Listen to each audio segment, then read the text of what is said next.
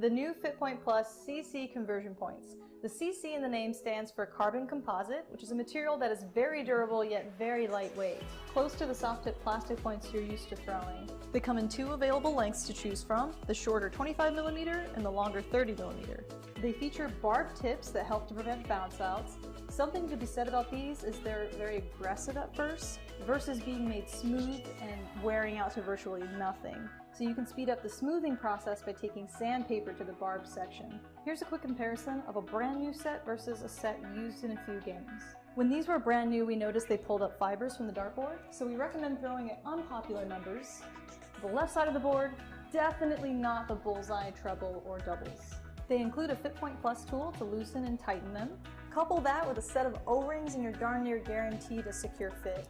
That concludes our review. This product is available on our website, a2zdarts.com. Remember, we're your partner in darts, and thanks for watching.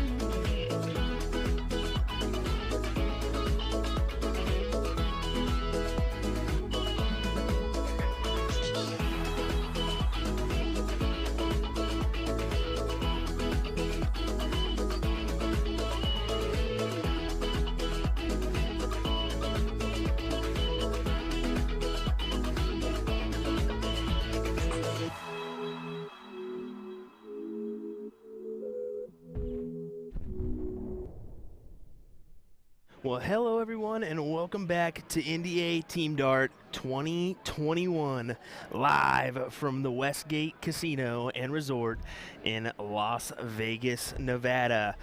We have the Team 501 event going on right now. We are in the finals, so we will be concluding and deciding who our champions are at each level today. In the meantime, let's check out the hall. We are waiting on this stream match right now. There's actually one that just popped up on the Arachnid. We'll go ahead and actually we'll just go right into the match. We'll cut into that here in a second. There we go. It looks like we got a good one going on. Tony and Clarence are playing. Let's go ahead and turn up our board. Mike. So the way this will work, we're actually playing on split boards on this one. So these teams are in teams of 4. 2 will be on one board, 2 will be on the other until they get into the 5th leg. So it's a race to 3. If they get into the 5th leg, it'll be 4 against 4. So just to give you an idea of how that will work.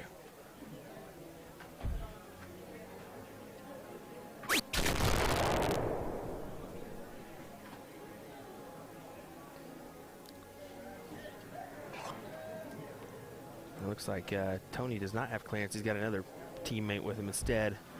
Rocking the USA Dart Productions jersey. We love to see that. You can get your own USA Darts production jersey. Head on over to magicwear.com and or A2ZDarts.com. Pick one up today.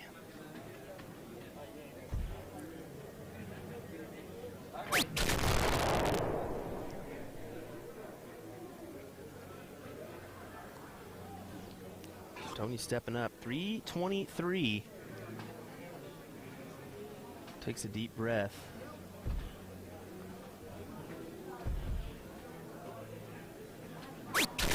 Open in, open out, 501, just for your knowledge.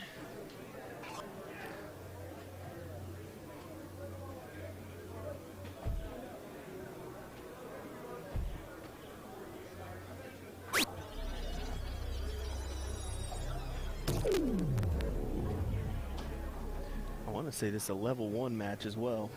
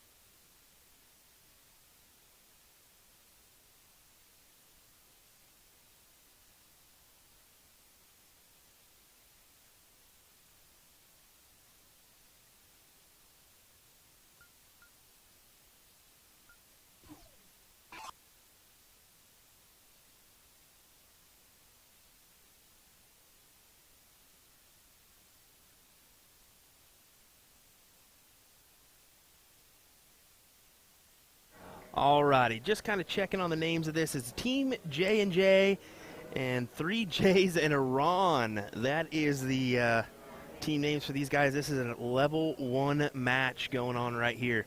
Now, just to be aware, there is a match going on right next to this one. We have the Arachnid and we have the Phoenix. These guys are split. So that is what's going on right now. Looks like we're starting up our third game here. And that's the tough thing. It's kind of difficult to see who may be winning the game next to it. We'll try to keep it intact and keep it going.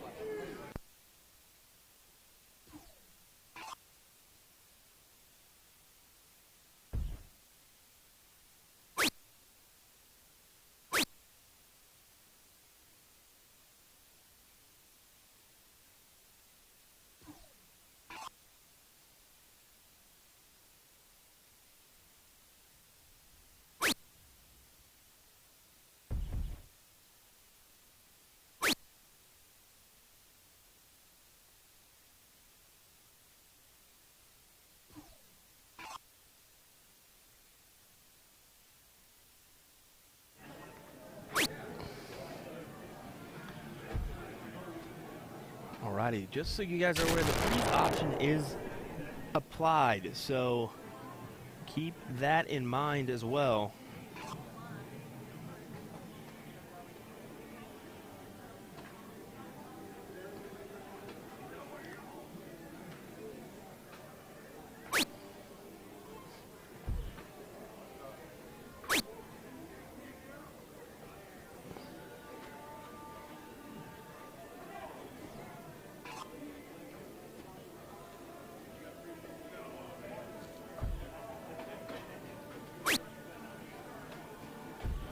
This young man threw a 10-dart perfect 501 game yesterday.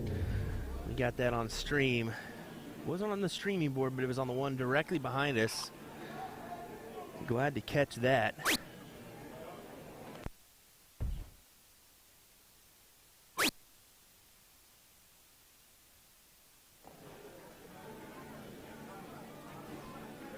Stepping up 272.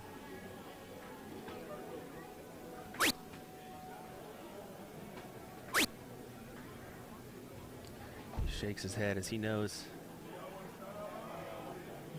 could have been just a touch better.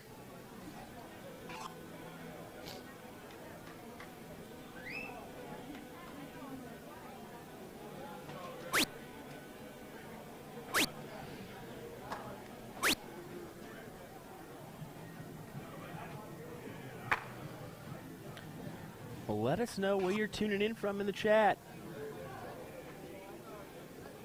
Maybe you got somebody here you're cheering on or looking forward to see on the stream. I think this is a level 1, level 2 section that we are in. We'll probably get a lot of those matches.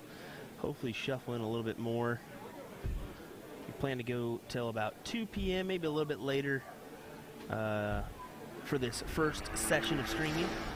Then we're going to come back about 6 o'clock tonight, maybe just a touch later, pending the start of the Pink Ladies event. So keep that in mind for the rest of the streaming coverage today here on the NDA Facebook and YouTube.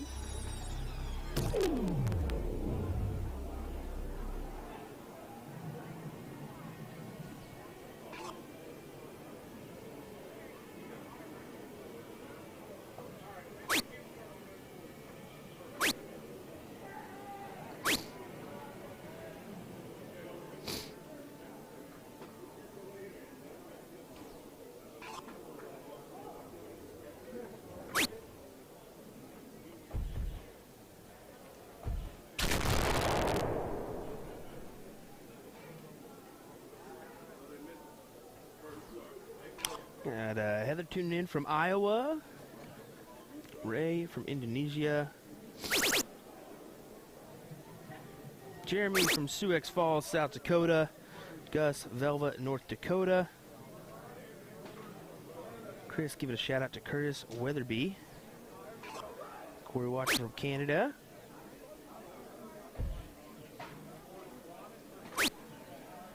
Appreciate you tuning in, folks.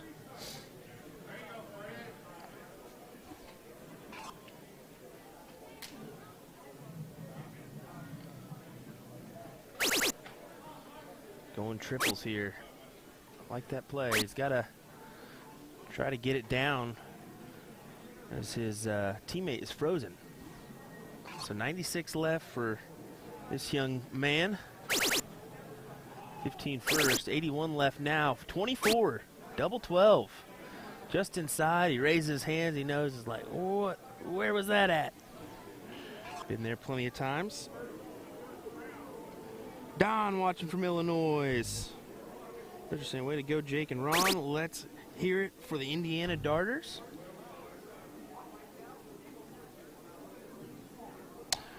Christina watching from my husband, Solomon, in level 4 finals. And Anthony from Washington, aka K-Dog. I know he's got a Quarantine Dart shirt. Or a Quarantine Darts jersey, my apologies. Alrighty, 12 left, double 6. This is an open out, but he chooses to go to the double route. Double 6, winner, winner, chicken dinner.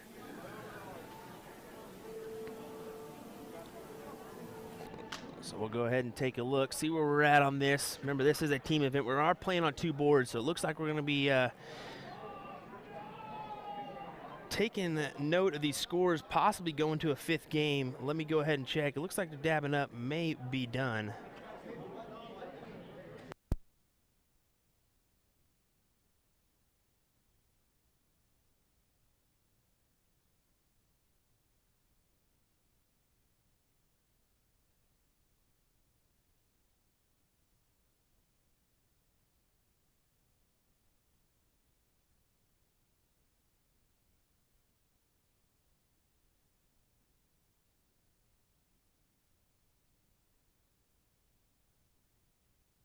All right, just confirming that is the end of that match. We did split the boards. It looks like it was a 3-1 win here. So we'll go ahead and take a look at the room as we wait on our next match here. Folks, thanks for tuning in once again. Been some amazing darts being thrown here in Las Vegas. We've been going since Thursday with our opening ceremonies. We had the pool party. They had an excellent band there as well. Everybody really enjoying themselves, having a good time. So we'll go ahead and take a look at the room real quick, folks. Look at all these boards. And this is just one little section. Like I've been saying, everybody, this is a football field and a half. It's a massive, massive, massive venue. Just look at that thing. Goes for miles. At least it seems like it. Once again, this is the Team 501 Finals. So stay tuned, folks. We'll have some more action coming up on our streaming boards here momentarily.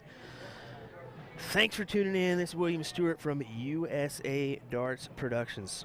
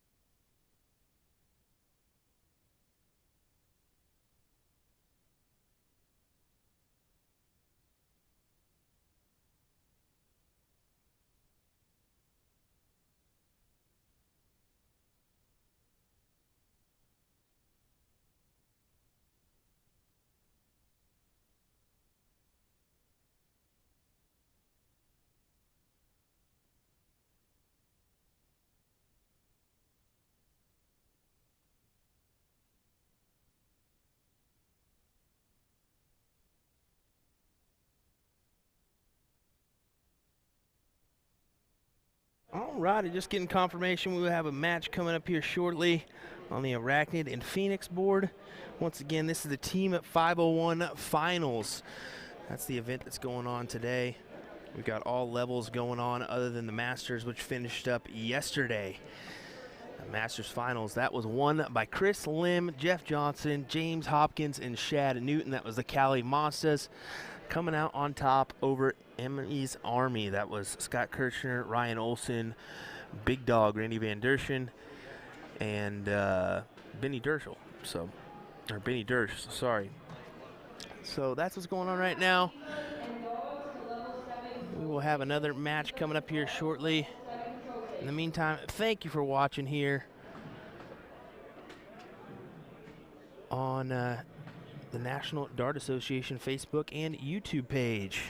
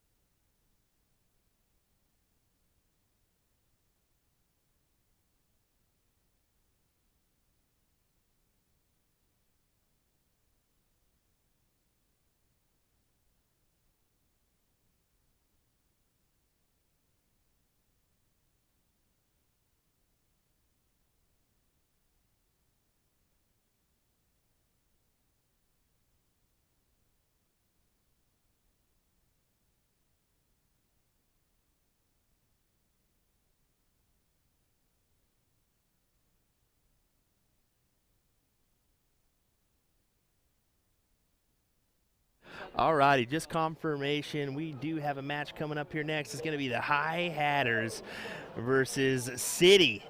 So City Amusement taking on the High Hatters. Should be a great match here. We're going to be playing on these two Phoenix and Radical boards. So stay tuned, folks. We'll have that match here coming up in just a second. Looks like they're taking their final warm-ups, getting ready. The High Hatters is Dwayne Sanchez, Gary Ramirez, Luke Hathaway, Travis Robinson. And then City is Donnie Cummings, Drew Matlock, Nick White, Pat Webb, and Steven Nance. So there's your team names, and we'll be getting after it here in just a second.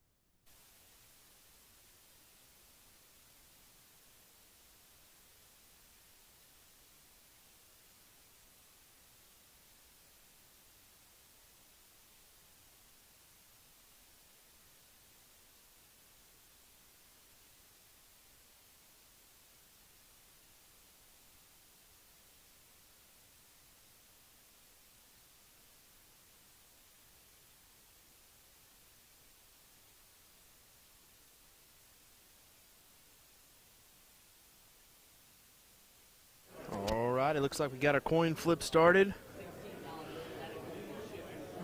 Once again, is the High Hatters taking on City.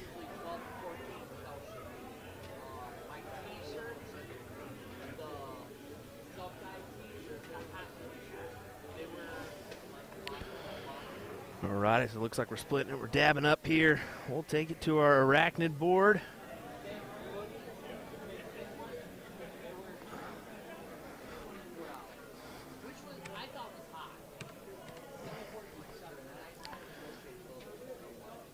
All righty, we are ready for action. Let's get to it.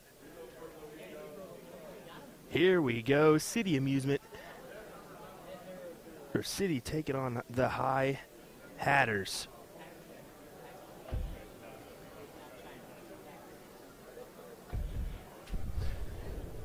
Big low ton there, opener.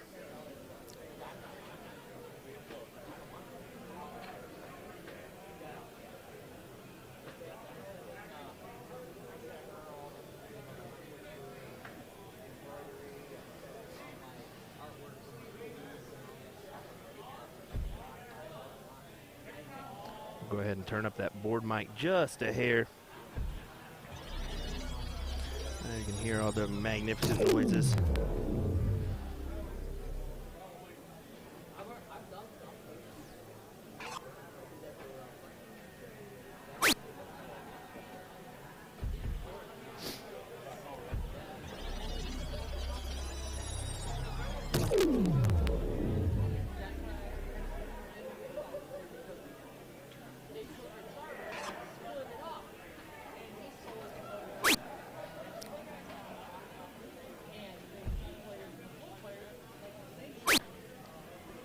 So a slight rock in the action.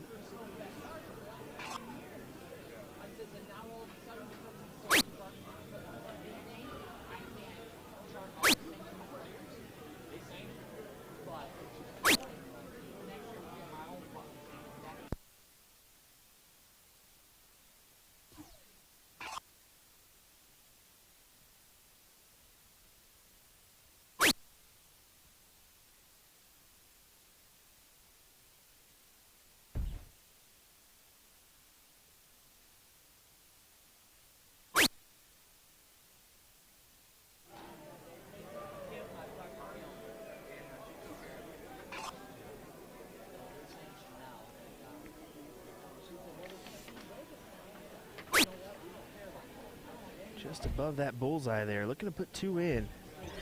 There it is, successful low ton there. Player number 3.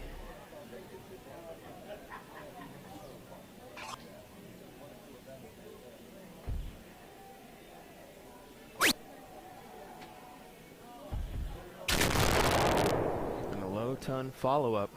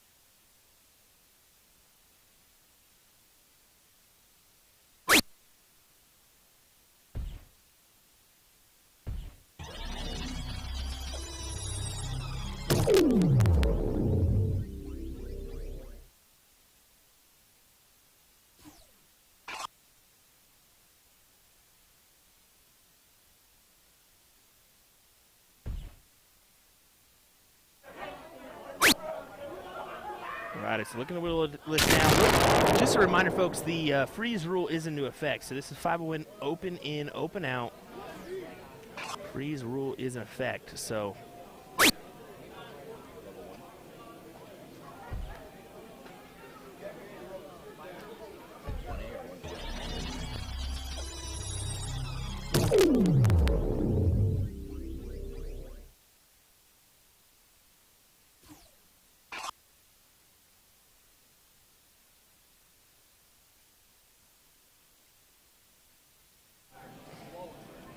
big 110 look here. Quite a few watching this match. 20 for double top. Huge check out for the High Hatters. Look at that double top, big 110 check. There we go. Alrighty.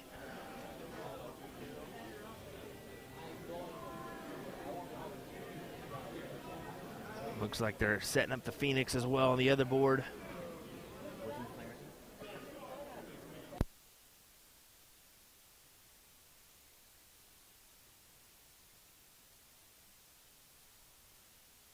Alrighty, this is just to kind of let you know where they're at in the bracket, this is a loser side match for 5th and 6th place. So, and then on the other side for the 5th and 6th is that St. Patrick's and Team J&J, number 1. So it'll be St. Hattricks and Team J&J to play the winner of this match. Oh, the winner of that match is going to play this. Yeah. And then these are the teams on the hot seat.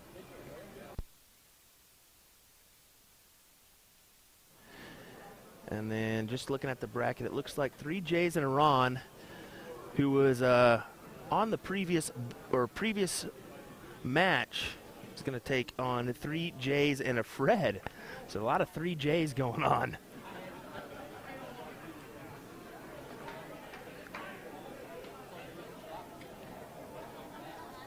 So these guys are just taking a few more warm-ups before we get after it.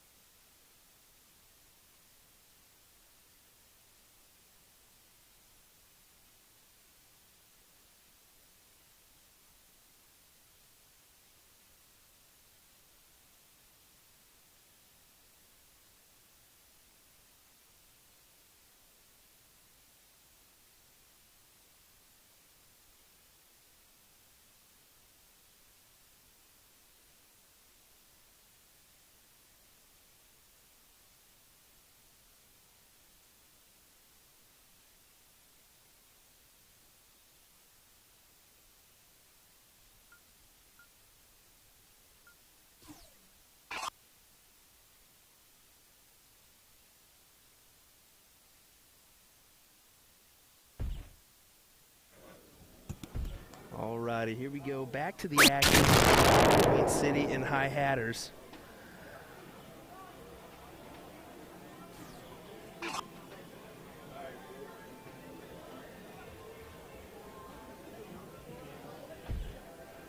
Looks like I might be joining the booth. I think Dax Mana is maybe going to join us here. So Kyle might rejoin us, who was in the booth with me a little bit yesterday.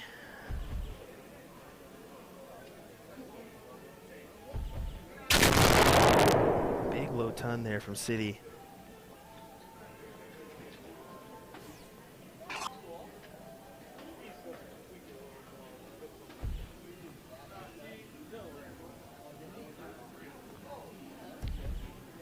So looking for a hat trick here. Let's take a look at that bowl.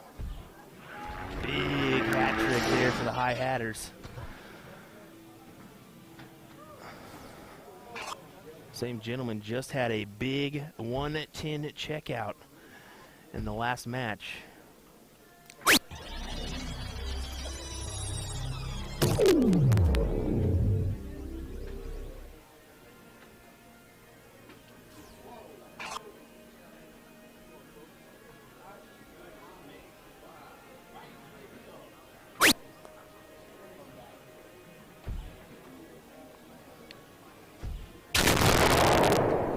These guys are putting on a low ton display. Back and forth, back and forth.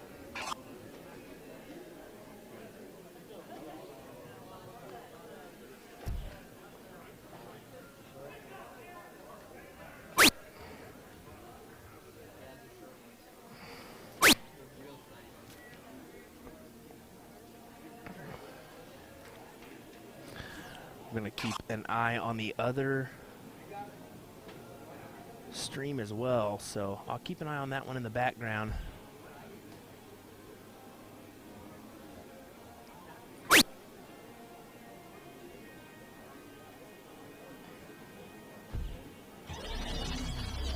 follows up that trick with a low ton.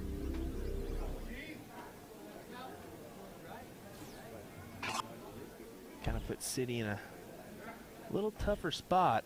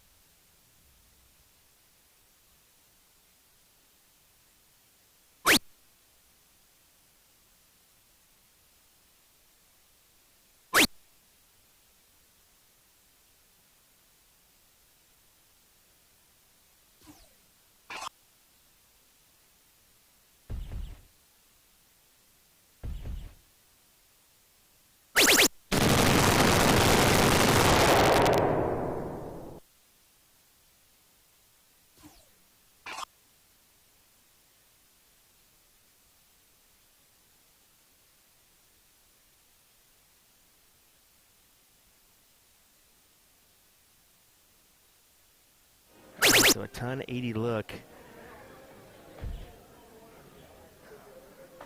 City really doing some damage, as it looked like High Hatters had the advantage there for a little bit. I think the advantage has went to City now. On the other board, it looks like City is slightly behind 248, 227 to 65, 162. So currently frozen on that end is City. That's on the Phoenix board number 20. We're currently on the Arachnid board, and that is number 19. Give you an idea of board numbers for streaming. So 60, another big finish.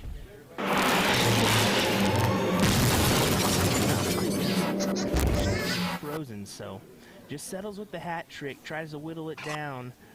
He's going to need his teammates' help if these guys do not check this out here, and they are going to 2 single sixes. Wins the game for them. So currently on the stream board is 1-1. I did not see what happened on the Phoenix board first, but we're going to go ahead and pop it on over to that Phoenix board and take a look at the action going on right now.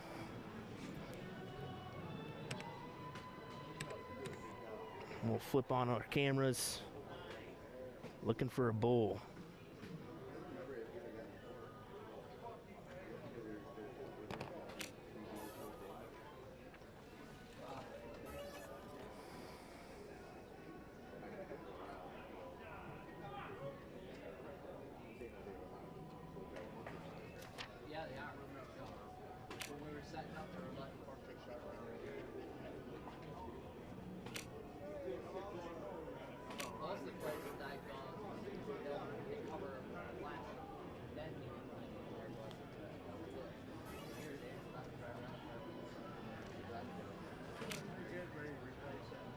Looking for 217s, now 14. 14 is there. There we go. I believe that's going to tie us up 2-2, folks, as we head into our final leg.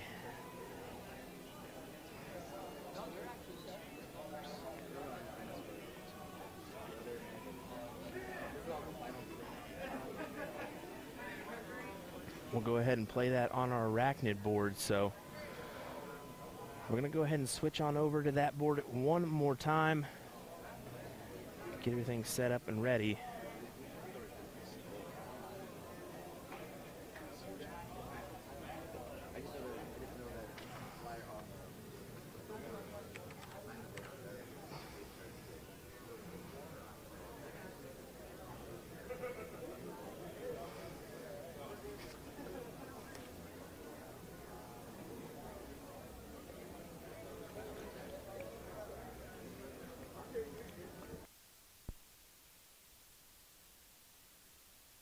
These guys are going to take a few warm-ups. This will be a last leg decider to see who takes 6th or 5th and 6th and who moves on into the top 4. Let's find out, folks, here momentarily. Once again, you are watching NDA Team Dart, brought to you by USA Darts Productions. Thanks for joining us here for these matches.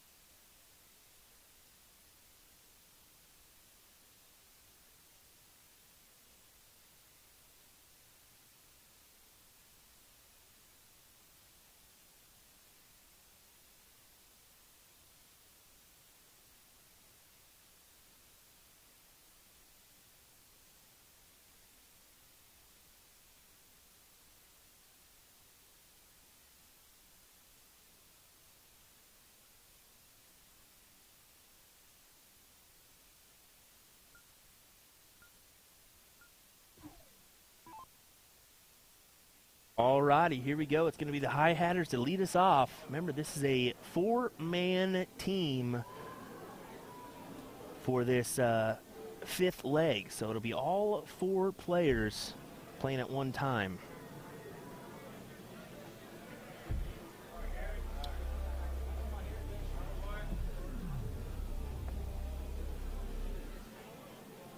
Go ahead and turn back on our board mic to the Arachnid.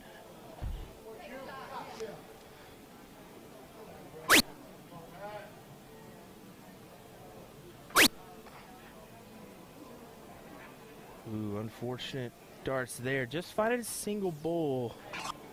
19 and 10.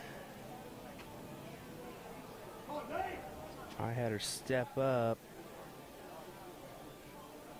Takes a ghost throw.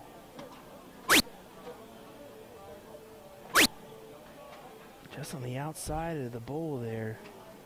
Finds it with the third.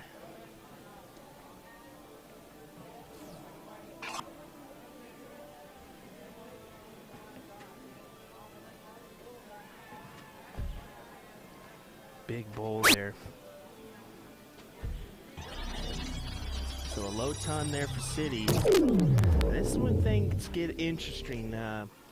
When you're dealing with a 4-man instead of a 2, that extra little lag in waiting can really cause an issue. I mean, you got to think you may be only throwing once, possibly 2 times. So every time you're at the board, you need to make it count. Got to help your team.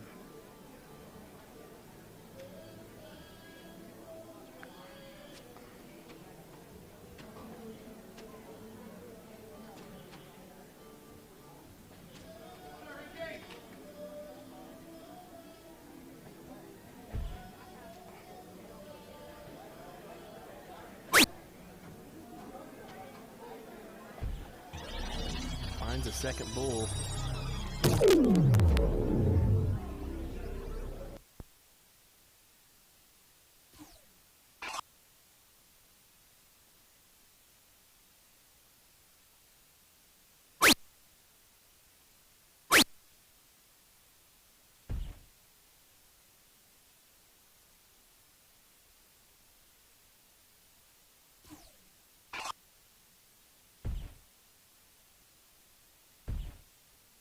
Looking for 3. Finds 3. Big hat trick for City there. That's exactly what they needed. Had just that hint of pressure to the High Hatters.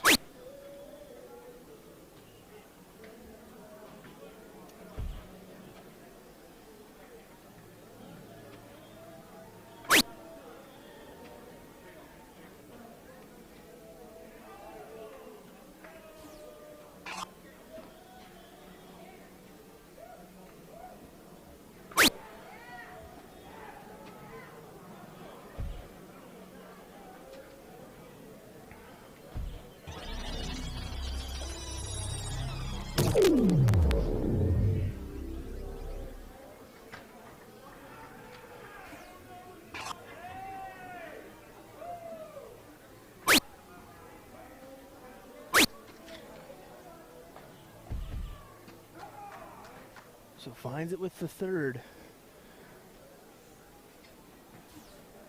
213, 246.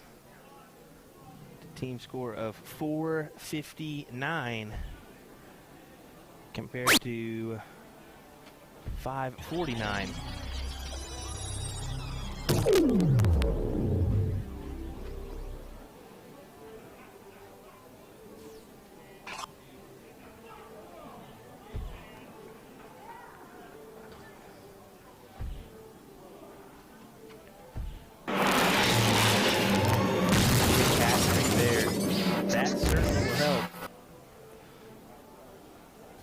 That was Luke Hathaway.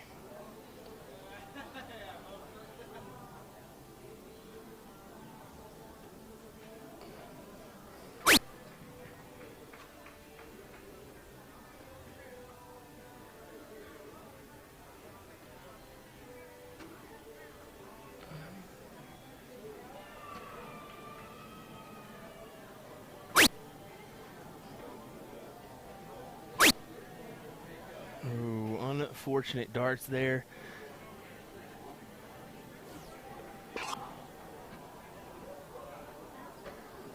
We really have a good crowd watching these two teams. It's nice to see. Maybe just a couple family members just checking them out. We'll take a look at that one real quick. Look at that. Good amount of viewers checking out these guys. Toe the Aki.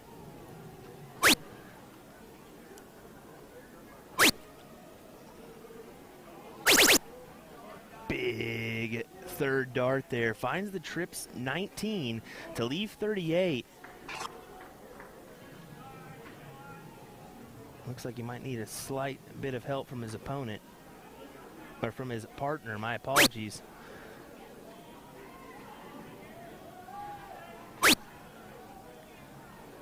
But with a high hatter sitting on 85 and 242,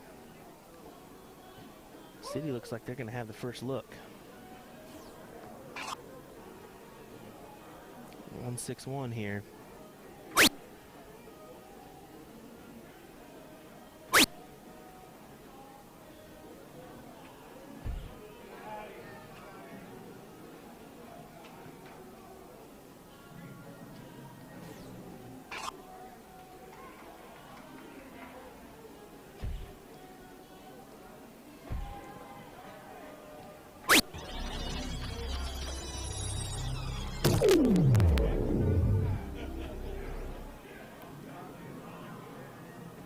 In Walk City, 38 left.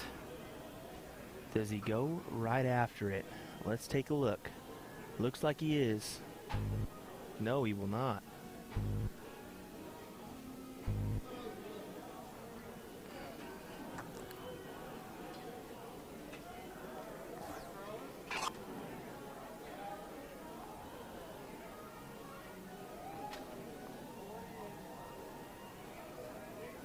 So 85-38. That is 123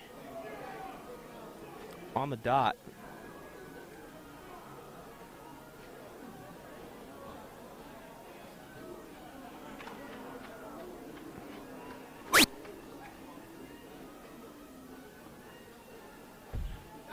$16.50 winner for the High Hat team, as they're going to move in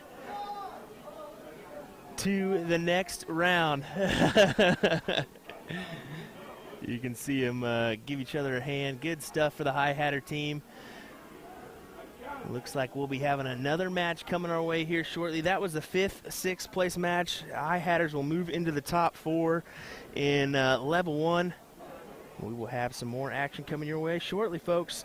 Stay tuned here on the National Dart Association Facebook page and at YouTube for this coverage brought to you by USA Darts Productions.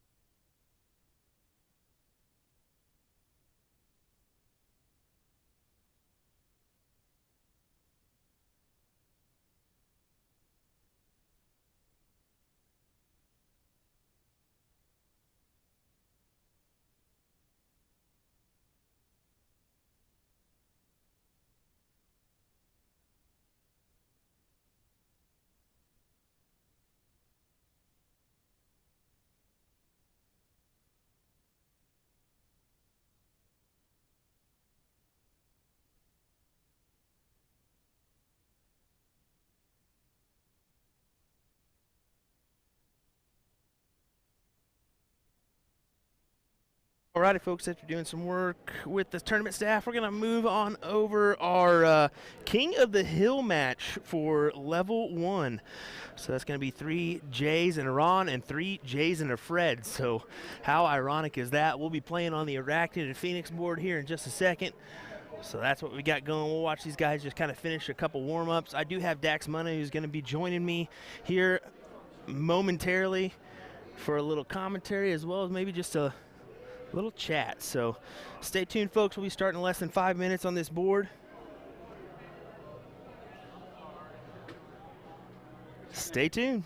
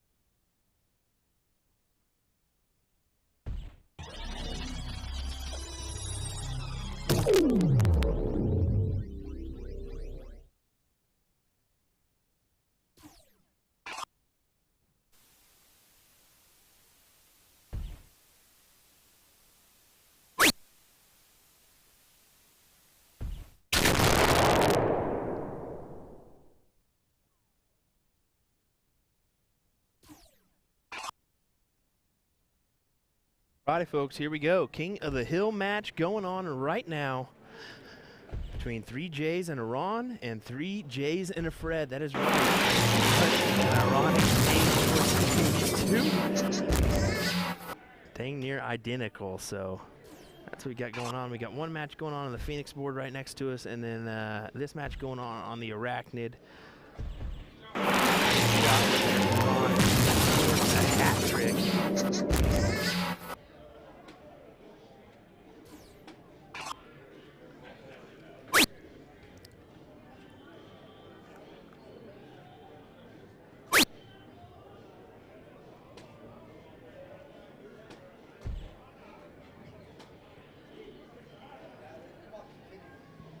Here in just a moment, I'll be joined by Dax Mana. So stay tuned, folks. He'll be joining me in the commentary booth for some commentary and some chats.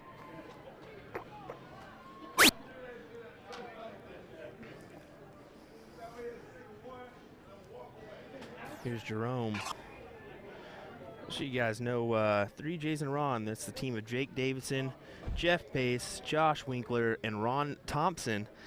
And then 3 J's and a Fred. That's Fred Wright, Jerome Lester, Gerald Rutledge, and Joey Henricks.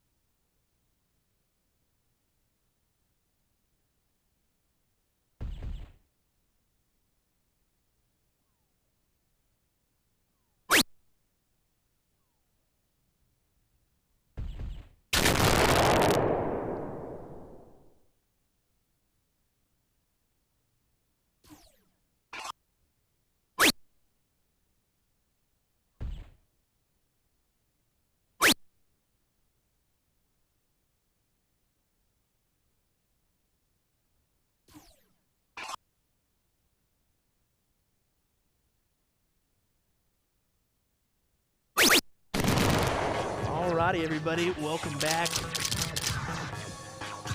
As we say, I was getting Dax set up with his microphone here. We got Dax Mana in the commentary booth with me. Dax, how's it going? Oh, going very well. It's great to be here with you, Will. This has been a great event so far. Definitely. Well, we're going to go ahead and cut it on over to this Phoenix board just because it looks like that Arachnid got finished up. Let me go ahead and pull that other board so we can see what's going on. A little switchification. And we'll change our board audio so you can hear what's going on this lovely Phoenix board. A little bit different than steel tip, huh? Quite different. The great part about an NDA event like this is there's so many formats, so many different team events, but in the big picture, especially from the physical standpoint, 90% of the throw and the approach is the same. Strategically, you always have a little bit extra to consider based on format. Yeah, definitely. Well, there's a big 50 out for 3 J's and a Ron. So we're going to go ahead and mesh, flip some things up, and they'll do their other 2 games. This is a split. It's kind of a weird little format. They're kind of quickening things up by splitting the teams in 2 boards. So that's why you kind of got that dual action of the Phoenix and the Arachnid going on right now. And then if it goes to a best of 5 or that 5th leg, they'll all 4 be playing on 1 board. So kind of that weird setup. But like you're saying, the format is arranged to help all skill levels, really. I mean, you got your masters doing the split bull, double in, double out, and then you got your open in, open out, a little bit easier for those lower levels, so kind of helps everybody out. What do you think? It's the one thing that really engages the player in a new way. Format really helps dictate play. It helps dictate partners. It helps dictate teams. The really nice part about this is it's engaging. One thing that has always been the case on the steel tip side is there's limited amount of format to really engage players in a different way, so the skill level doesn't get stratified the same way.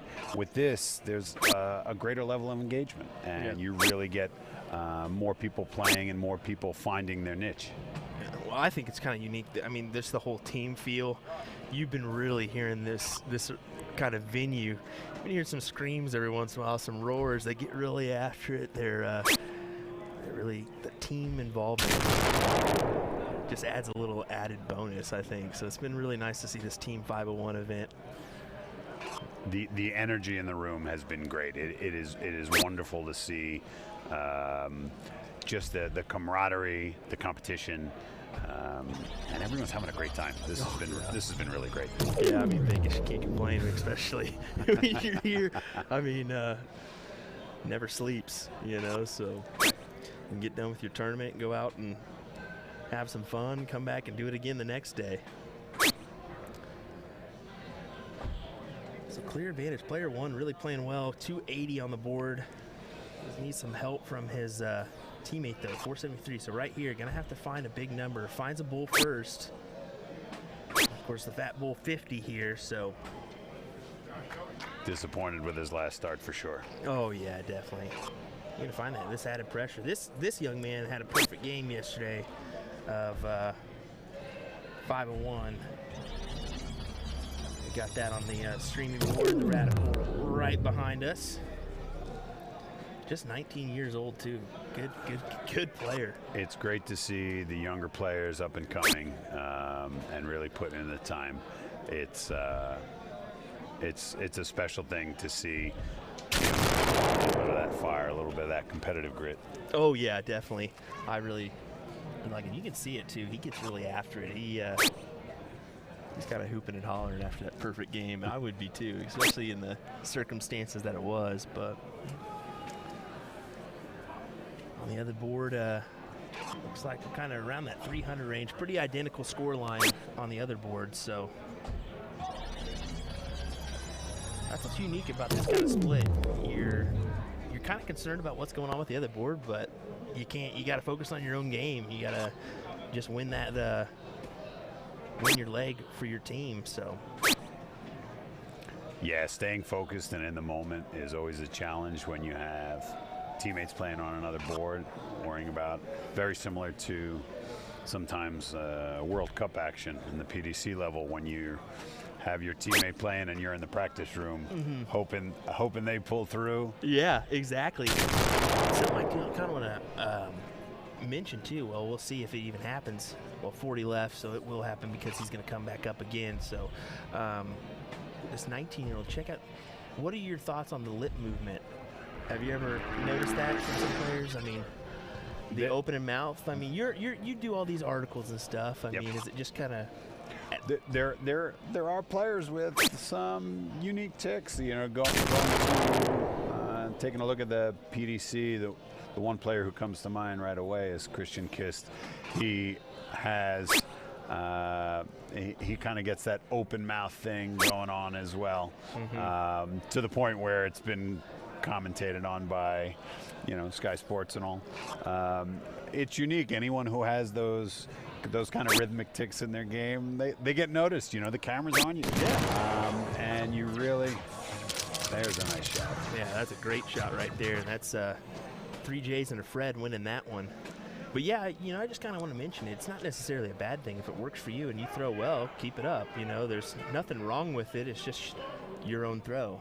You know? Everyone's got, you know, and it's the one thing that is unique. It's, you know, everyone tries to say, oh, there's one way to do things, and there truly isn't. There's definitely all different ways to hold the dart. There's all different ways to stand at the Aki, and there's all different ways to throw. There are common denominators, and it's the one thing I like to write about in the articles to help everyone. There are common denominators, but you know what? There's a lot of creative license and artistic freedom you have in throwing the dart, and if you're accurate, it doesn't matter. It doesn't matter. Yeah, it doesn't matter. You had a great article about the grip, and you know, some people without even reading it thought you were, you know, just sitting here talking about, well, you got to have this grip. Well, in reality, your article is about everybody has their own unique grip. There is some standalone, you know, prominent grips that numerous players have that are definitely, you know, common.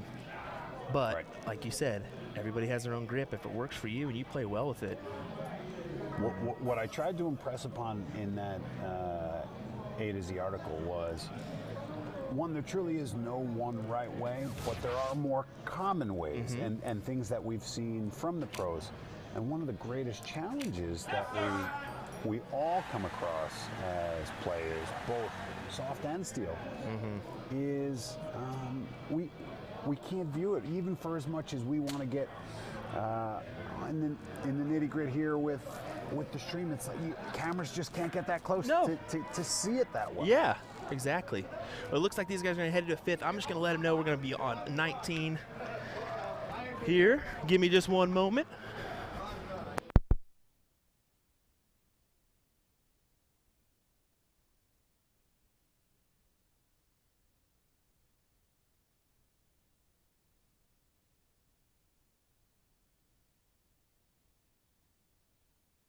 Letting them know we're going to be on board 19. 3 J's and a Ron winning that game on the Phoenix board. So looks like we're in for a fifth leg decider. How about that, folks? Let's take a look. We'll go ahead and cut on over, change our cameras real quick, work around Dax, no big deal. When you're in a commentary booth, you got to do some stuff here and there. So there we go. We'll switch it on over, get our board mics going. Hope you folks like this, these little flips. It's nice when you got these two different matches going on at the same time, because you can really make sure you know what's going on with the other one. So it'll be all 4 players playing on this board for this one. So that makes it a little bit tougher when you maybe only going to the line once or twice. You know, when you all of a sudden all come together for a team leg, especially a tiebreaker, the pressure's on. Everyone needs to kind of step up their game, play their part, and when it comes down to it, they need to have the bottle to take out the out. Yeah, that's the truth. You said it right, and You know, this is when you can really see those tense moments, because people lock up when they know they're only going to be coming up here for maybe a couple times. They got to make use of their darts that they have. So really shows. You gotta want it. Yeah. And you know what? This is, hey, this is what butters the bread. This is what gets the job done. Well, this is a king seat match too, so potential to have a guaranteed top 3. No, sorry, guaranteed top 2. Big hat trick there for Ron. Everybody wants to have fun, but in the big picture, everyone wants to play some money. So a follow-up hat trick. Nice hit. He said, pressure, what pressure? I'll follow you.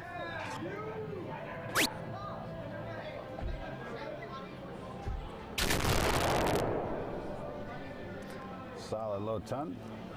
Now, what's your take? Where do you stand at the Aki? Are you middle, left, right? You know, that as a lefty, that shooter was far to the left. As a lefty myself, I tend to stand slight, or excuse me, he was far to the right. As a lefty myself, I tend to stand just right of center. A lot of that stuff ends up having to do with eye dominance, arm length, where you bring the dart up to on your draw and your pullback. You know, so again, another part of the creative license of players needing to find their spot on the line.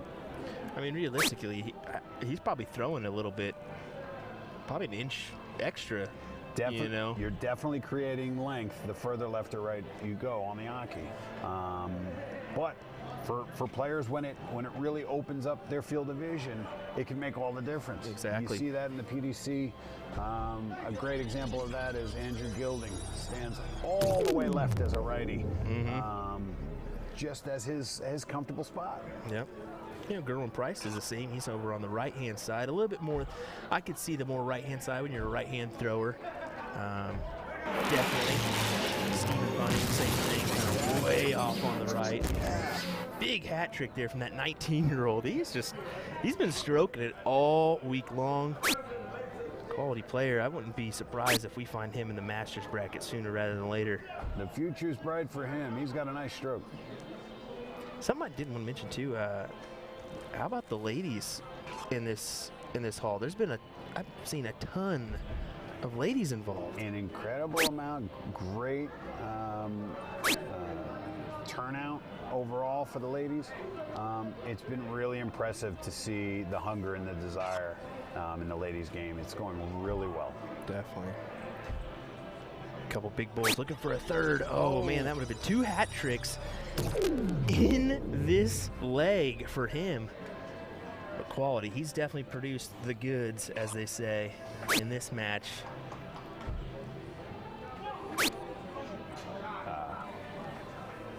Just off the mark on the ball. So player 3 looking to help out his team.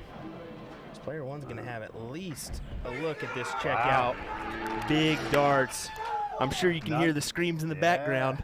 None of them stuck, but they all hit. That was beautiful. That's beautiful. Yeah, you can't complain at all. That's big darts. It's going to be a promising look here for player 1. When he comes back up, he's going to need that. He's going to need this bull here. He finds it. Big hit. Big hit. Definitely helps. Here we go, 102. He's going to have 85. 45. He's going to have double top. How about that? Let's see if he can do it here. Takes a second.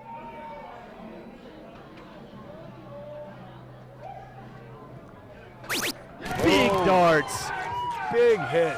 Great finish. Wow. And there it is. 3 J's and a Fred are your king of the hill. What a way to finish. King of the hill spot right now. 3 J's and a Ron will have to go to the loser's side and earn their way back up. So there we go. What a fantastic match that was. It was really back and forth. That's a way to finish a tiebreaker. Oh yeah, definitely it was. Well, here is the man, the myth, the legend himself, Dax Mana. Dax, Yep. people get to see your face for a change every once in a while. I know we've seen you on Coffee and Darts, doing that with Matt Harper, and then your articles that you do on A to Z, and Yep. you do some very, very in-depth blogs and articles. I mean, some fantastic stuff that is a must-read if you're just trying to even think about progressing your game. For those that are here in the Dart Hall, we actually have Dax. You're going to be doing a clinic here, right? That's right. From 2 to 4 p.m. In the practice room, I'll be doing a clinic, and it's very open-ended. It's just come up, ask questions, ask for pointers, tell me what you're working with, tell me what your challenges are. It's truly my pleasure. I want to put you in a place to succeed. The stuff I write for A to Z Darts is really kind of short form, distilled lessons that are there for the every player. It's not high level stuff, it's not low level stuff, it's every level stuff. Yeah. I truly want to see players succeed, and I want to be able to give the information in a way that players can soak it up. Yeah, and that's the main thing is, you know, it doesn't matter your skill level, even if those professionals every once in a while, you know, if you look at a PDC player, some of those guys have coaches, you know, it's just like a golfer, you know, they have, you know, different coaches for different things. Exactly. At a certain point, the game is getting big. It's already global, but it's actually now growing in numbers. Between both soft and steel, involvement is huge.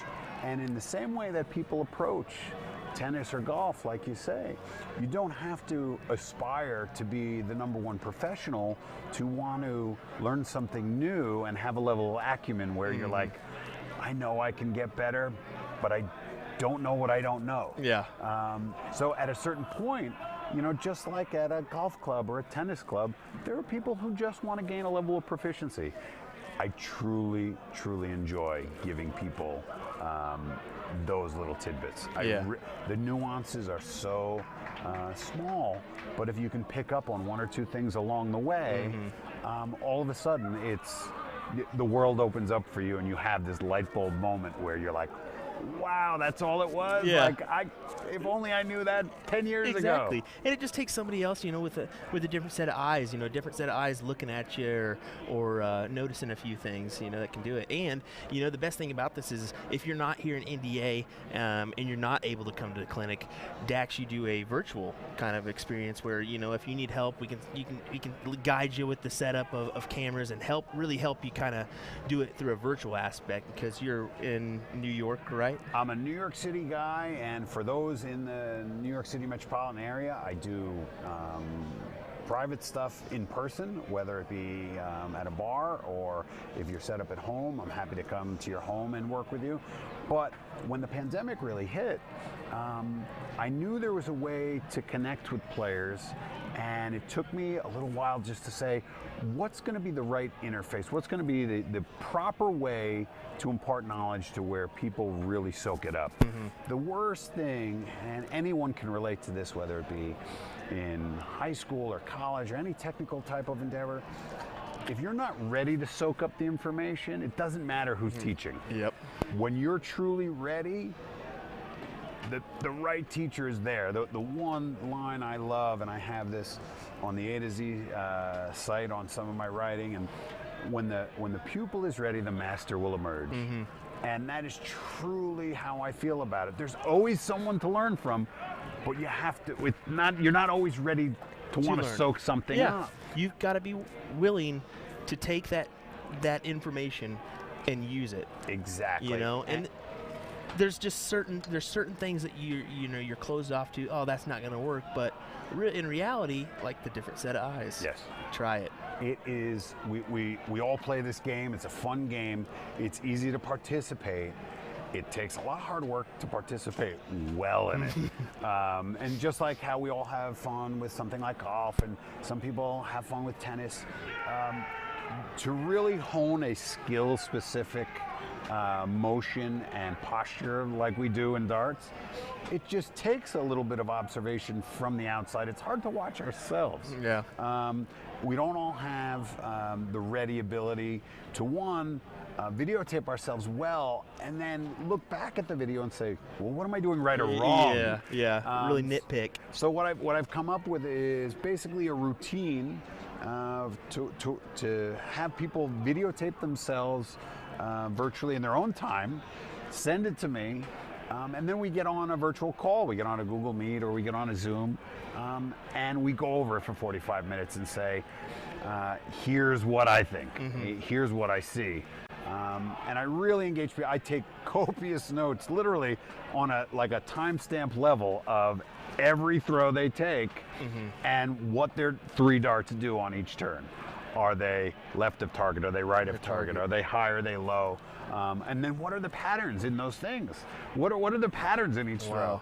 And for steel tip, it's what are the angles of the darts? You know, we all, in the soft tip game, we watch and we say, well, obviously they all come in level or they land level, but as a thrower in general, do we know how our darts fly through the air? Those things, those nuances play a huge role in kind of really how we improve. When we start to soak up, you know, the little small increments, the world opens up for us to really improve. Yeah, well, like we were mentioning earlier, you know, you're a predominant steel. I'm kind of venturing more into the soft now because we're doing this, you know. I was kind of more of a steel, but the things that I'm learning is you have 2 different throws in your steel and soft game. You have to be a little bit quicker with your soft. You also have to have a different flight path. You know, I'm a very upward angle. You know, I use kite flights and a very upward angle when I play steel, but when I play soft, I really have to use a teardrop or a pair to kind of level it out, go in smoother, because if not, I'm going to be picking up a lot of darts off the ground. Exactly. I actually went out last night and I was having this exact same conversation. I was at CD Sports Lounge here in Las Vegas doing a steel tip draw. And on the side, I was talking with some players, and we were talking about the difference, not just in lie in the board between steel and soft, but also how you use the dart once it's in the board, because you have a lot more tension when your steel tip darts are in the fiber versus your soft tip darts are in the hole. There's a lot more waggle to the dart when they're lying in the soft tip board versus the steel tip board. How do you use that dart? Or is it a dart that's not you're basically saying, no, I can't use that dart. That's not a marker. It's a cover. I need to switch targets. These things really, like, again, those are the nuances. And again, amongst all levels, I truly argue, if you can get the dart to the board, I promise you I can make it better. Yeah, that's good, because, you know, you mentioned, you know, the difference in holes and fibers. Yeah, it's like a spring load when you have one of these darts in, you know, because it can literally, I see some of the biggest ricochets on these soft tip side, just because, you know, you got to think you hit it and it's at a plastic tip, so it's gonna bend, it's gonna ricochet, and that's part of the game. It's been fascinating to see even the innovation in the technology, the equipment, on both sides. So especially in dealing with the soft tip, there are now so many different types of points.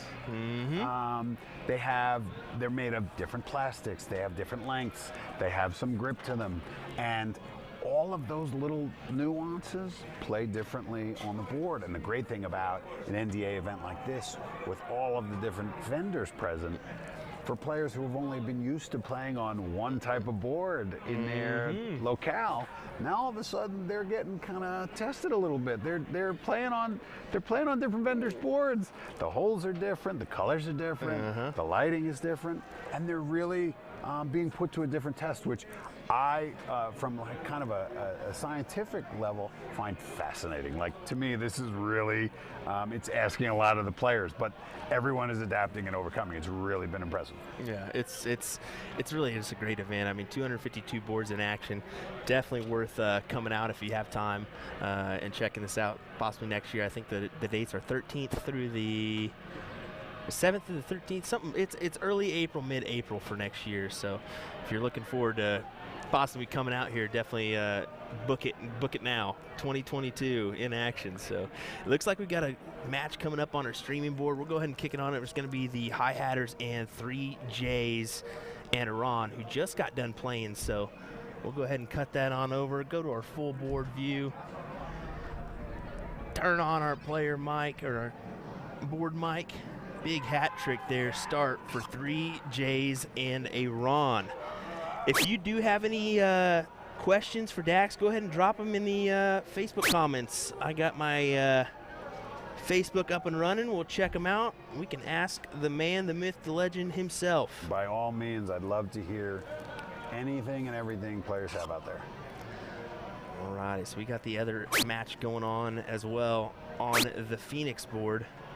So we'll pop that up in the background just to keep an eye on things, see how they're going, because like we have mentioned before, they do 2 boards for this Team 5-0. They got 4 players on one and then the other 4 players on the other board to kind of speed things up just a hair, help get things going. So, Dax, I really appreciate you stepping in here and having a chat. It's been good to kind of get to know a more in-depth side of things, because a lot of people, yes, they're dart players, but they don't, feel the need to get more in-depth, or then they start to, and then they get really, then they fall deep into the huns of learning darts. So the awesome part about this game is we all get that itch.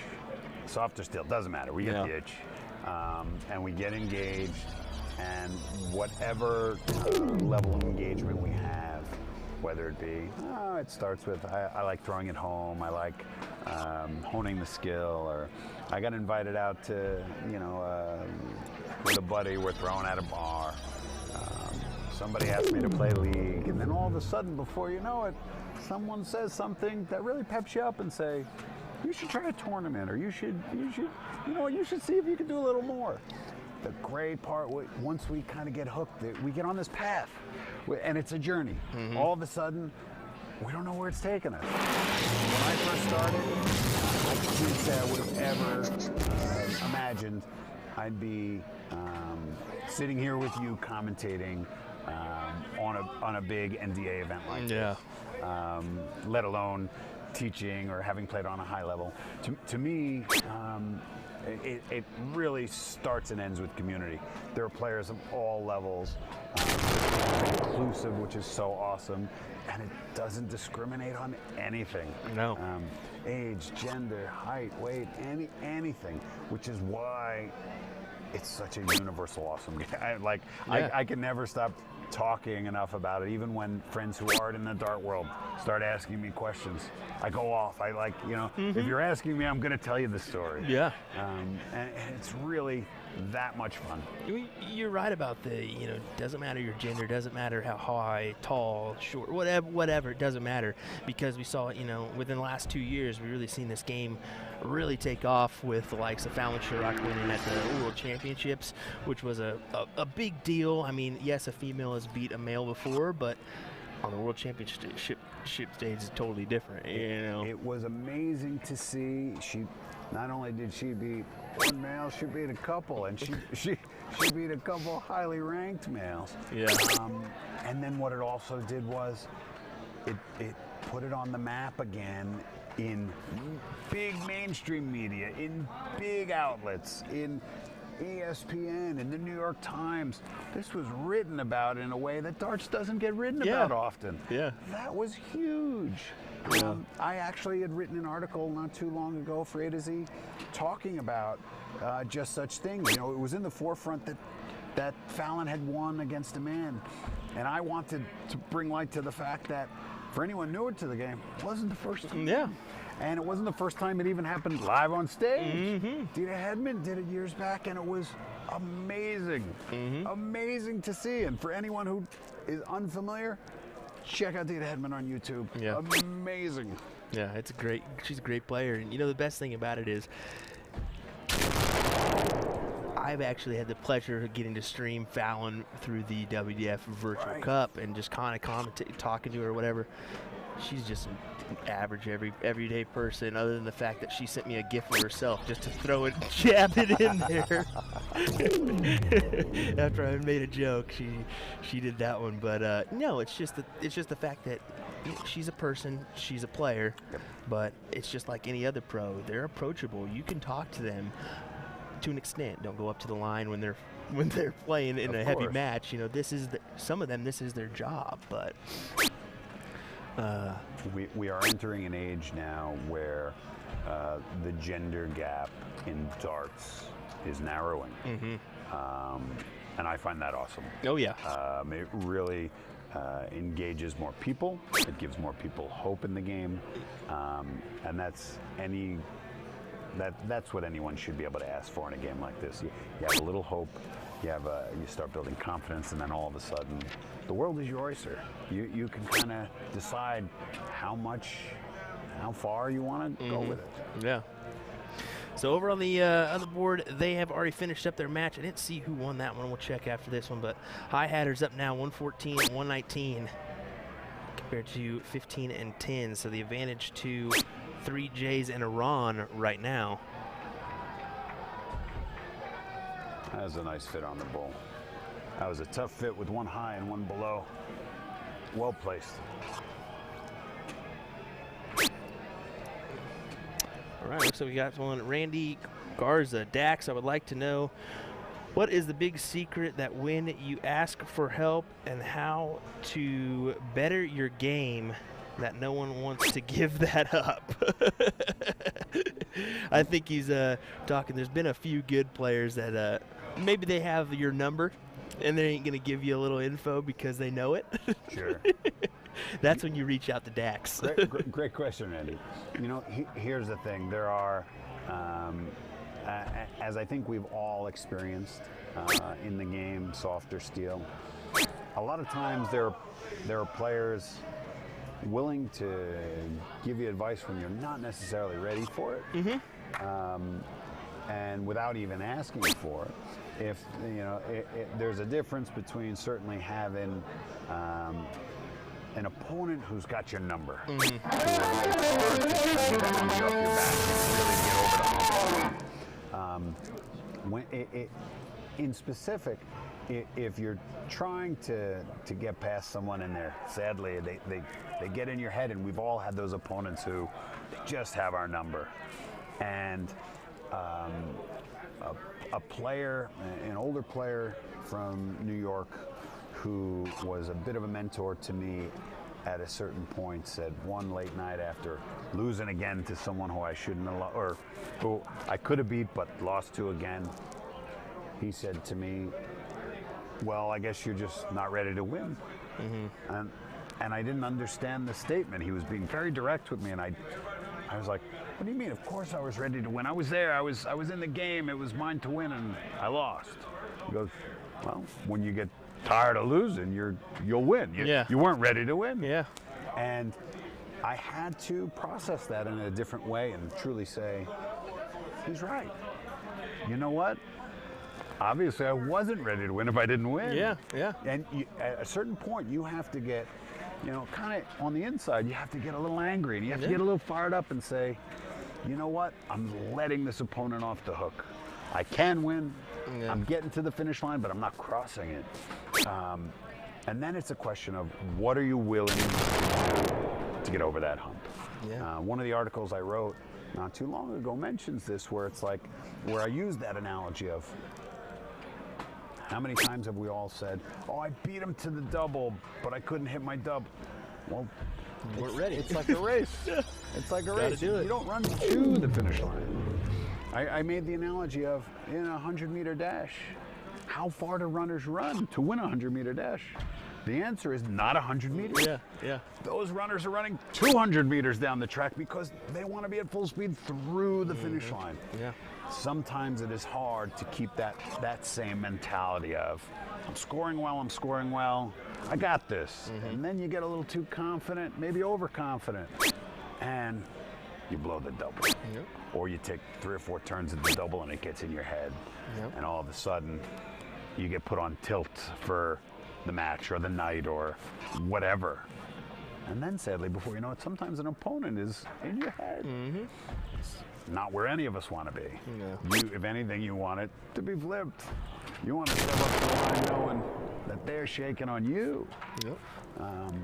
Great question, though. Really great question. To a certain extent, I mean, it's dedication in your game, your practice. You got to be ready, not showing up, right in front of your matches and hoping to throw. You got to be prepared. You got to be ready. You got to know your doubles are in form, or because if they're not, you're not going to hit those doubles. But I did have another question. If a person wanted to send a video to you to watch to help their game, help a person improve their game, how would a person send that to you? Do you have a website? Great question. You can reach out to me through a2zdarts.com.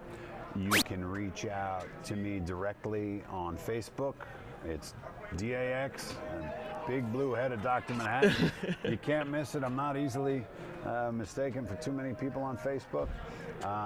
And from there, I can give you personal email information to get it.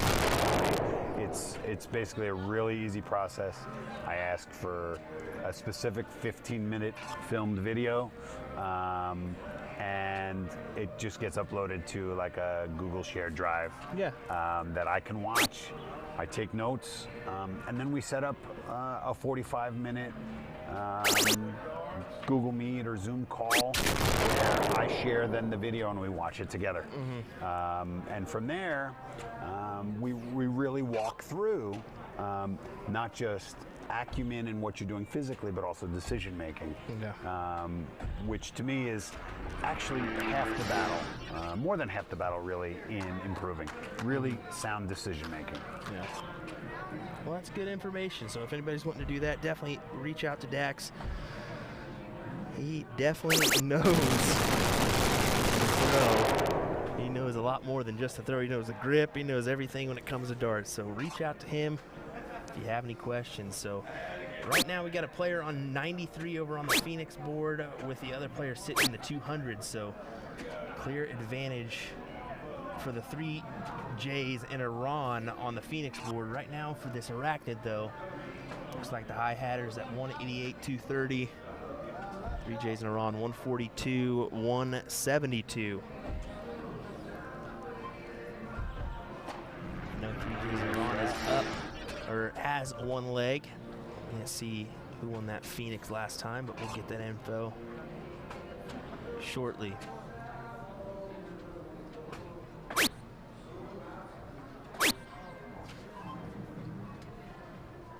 Looking for a big bull.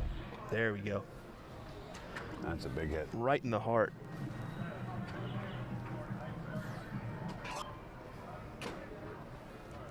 So he's really going to need to make a dent here. He's checking out the scorecard or score, making sure knows what number he's got to have. Another one of those. Yes, clutch. Big hit. That definitely helped with the frozen situation.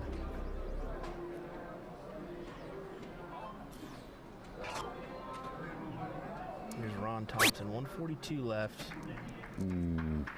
That's a tough dart Has to be right there. disappointed with that one. Yeah, that's tough. You got to go either to the left or right here, I think. He's trying to find the angle. That is the worst dart for me right there. I'd rather be under than over. Tough lie. That was a really tough lie. Really kind of depends on the angle you have to get in the board, but 38 left here. It's going right at it. 219s, that's all he needs. Oh,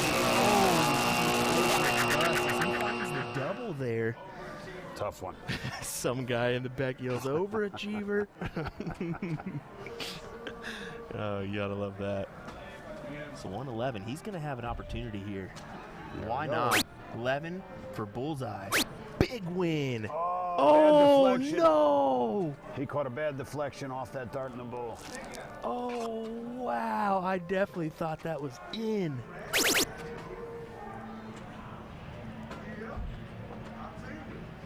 Fat 20. Nice finish. High hatters pull it off. Nice finish. Big finish. I want to say that puts them up 2-1, but not for sure. Yes, it looks like 3 J's and a Ron won that next one. So it looks like we're going to be headed to a decider. We'll go ahead and keep it right on here as they kind of get meshed up. Let me go check and just make sure.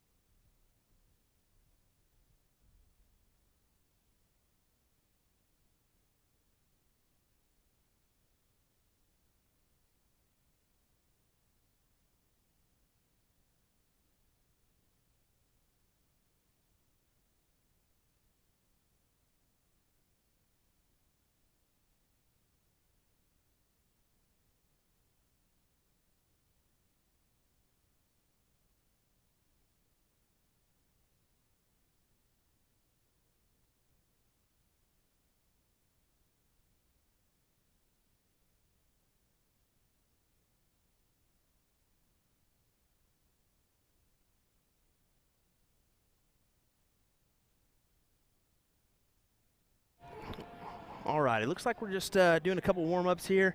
This will go to a 5th leg decider. I do have another question here, Dax. Sure. It's from Eric. He said, Dax, I play a lot but can't seem to improve. Any help is appreciated. I seem to lack consistency. So that can be a very big question. There's a lot of going on there, but in your best answer here, go ahead. Of course. No, and it's honestly a very common question, and it's so open-ended because we all struggle for consistency. Now, here's the thing. There's a couple different types of consistency. We don't want to be consistently bad. Yeah, I think that ends up being the challenge. We want to be consistently good. So it really starts with taking that step back and saying, I don't know what I don't know. And I like using that phrase a lot because you're recognizing there's something there that I'm missing, but you just don't know what it is. One of the articles, and I really, I want you to go look at the A to Z Darts blog for the articles that I write. One of the articles I wrote were the 4 keys, basically, to getting much better at darts that none of the pros will tell you. Yeah. And there are things that, common denominators that many pros do talk about. And they won't even talk about if asked about because few commentators, few interviewers are asking them stuff like that.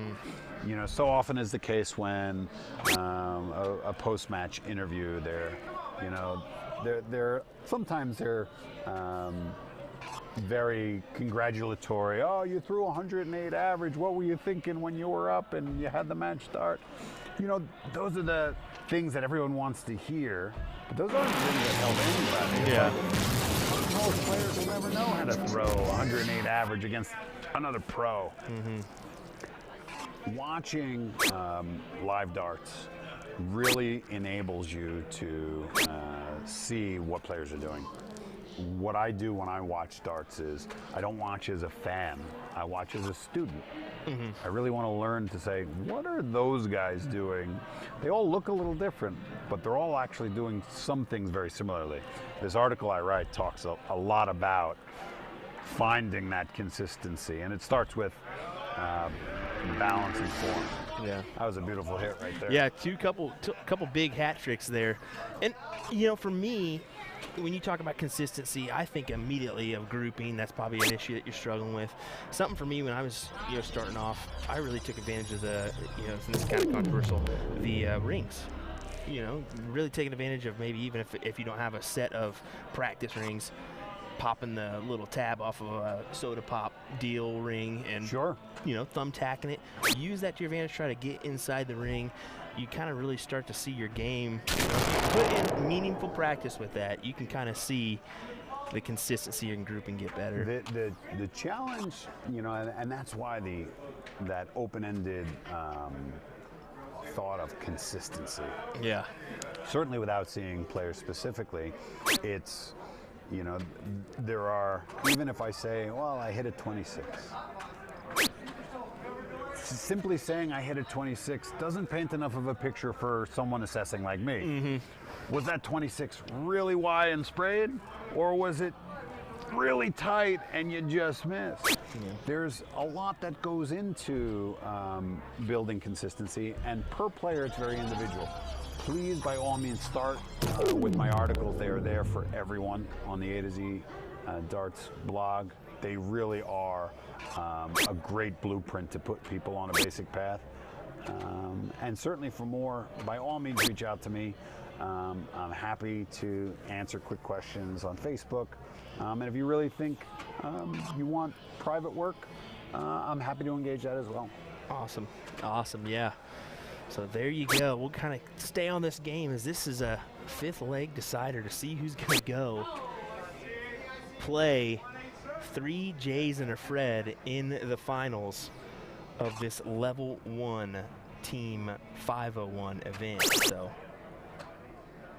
I'm going to have to really make a dent. He's going 180. I love Very it. nice. Big ton 80 for Ron Thompson. Great hit. Great stuff, as he really needed to pull that out, and he did.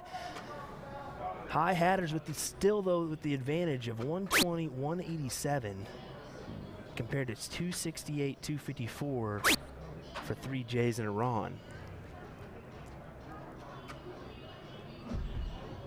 That's a big hit right there. That's a big recovery right there. Kind of looked like it ricocheted off that second dart, just a touch in there too. Good stuff.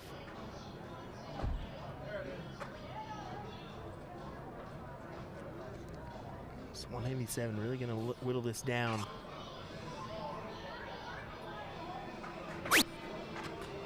Really not a ton of pressure added. Just adds a couple bulls, yeah. Trying to secure a chance to move on.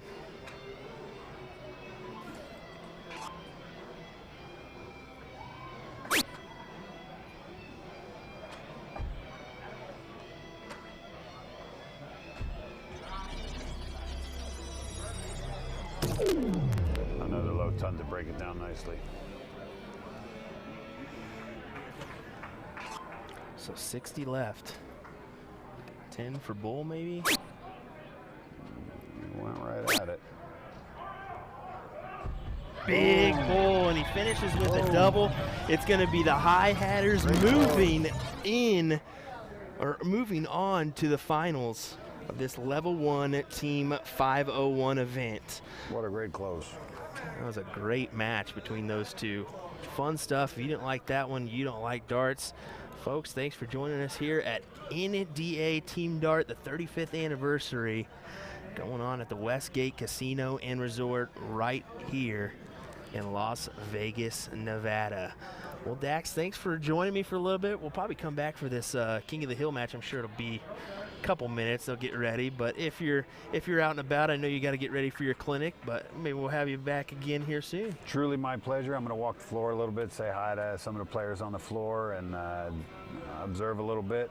If anyone's around, 2 to 4 in the practice room, love to see you. Please ask any questions you want. I'm happy to help truly with anything. And I'll be joining Will a little later afterwards. Awesome. Sounds good. Well, I appreciate it, man. My pleasure, brother. Take care. Go get a drink. That's what you need. Take care, folks. We'll see you in a few, okay? Bye-bye.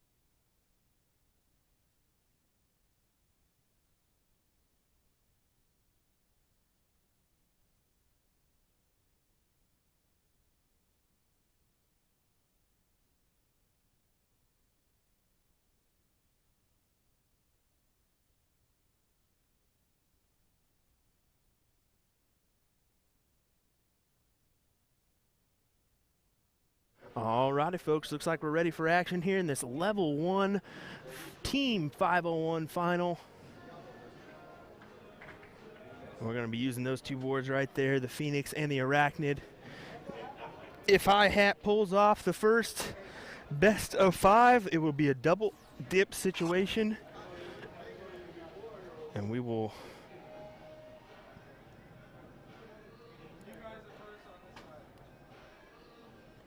replay another best of 5 if they pull it off. So we'll go ahead and get stuff ready here, folks. We're ready for action.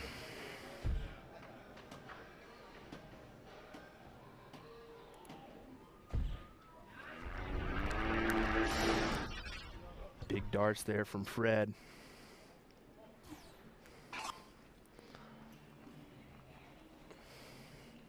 So the Hi-Hatters team is Dwayne Sanchez, Gary Ramirez, Luke Hathaway, Travis Robinson. For 3 J's and a Fred, it's going to be Fred Wright, Jerome Lester, Jarrell Rutledge, and Joey Hendricks. So just to give you an idea of who is playing.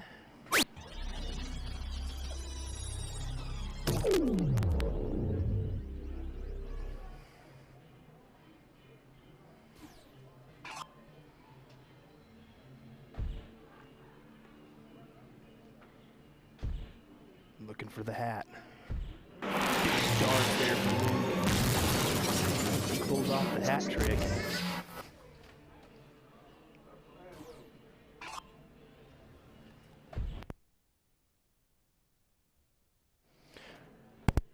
Fred gonna step over, try to get in that bull again.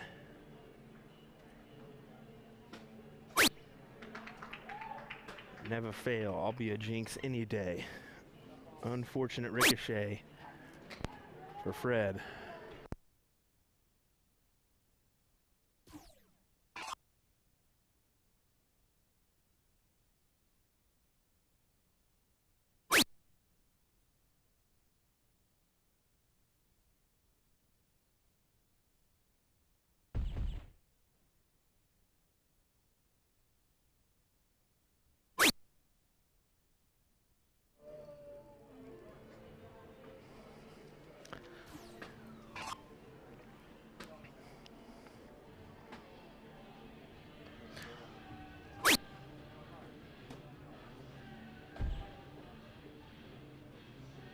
Looking for a bull. Unfortunate. You could hear the distress in his voice as he knows needed just a little bit more there.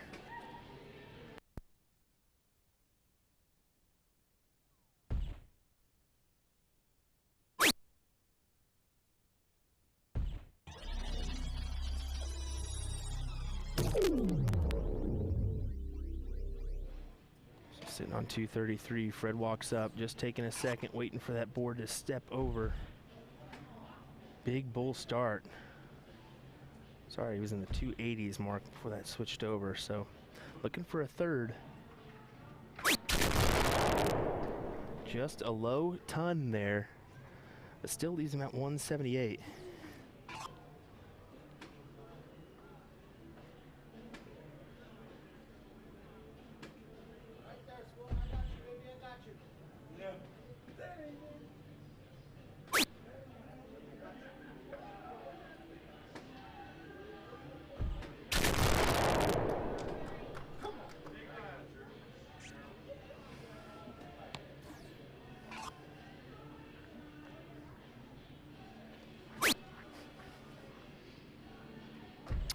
Brian asking where is everyone, laugh out loud. Well, this is the Team 501 final, so probably everybody's cleared out to enjoy some of Vegas before they come back this evening around 6 p.m. for singles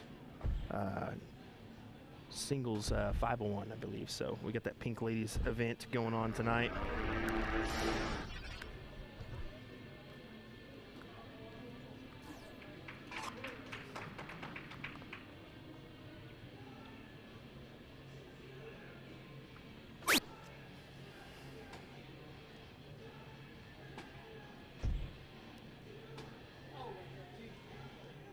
Just to give you an idea on the other board. Currently, it's High Hatter sitting at 198, 243.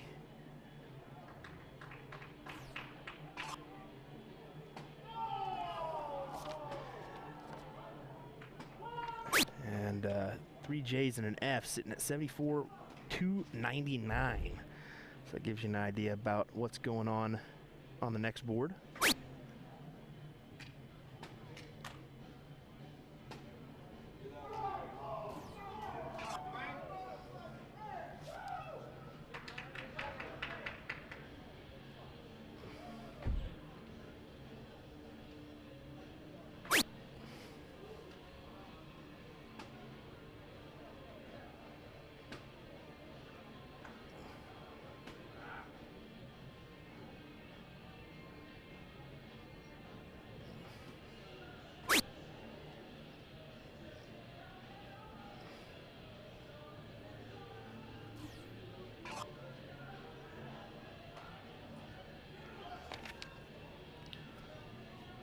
Looking at 83.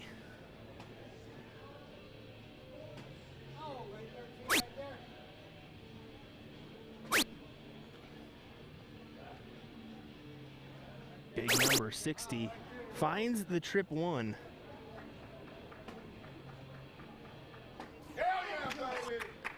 Big darts over on the Phoenix board as 3 J's and a Fred win that match.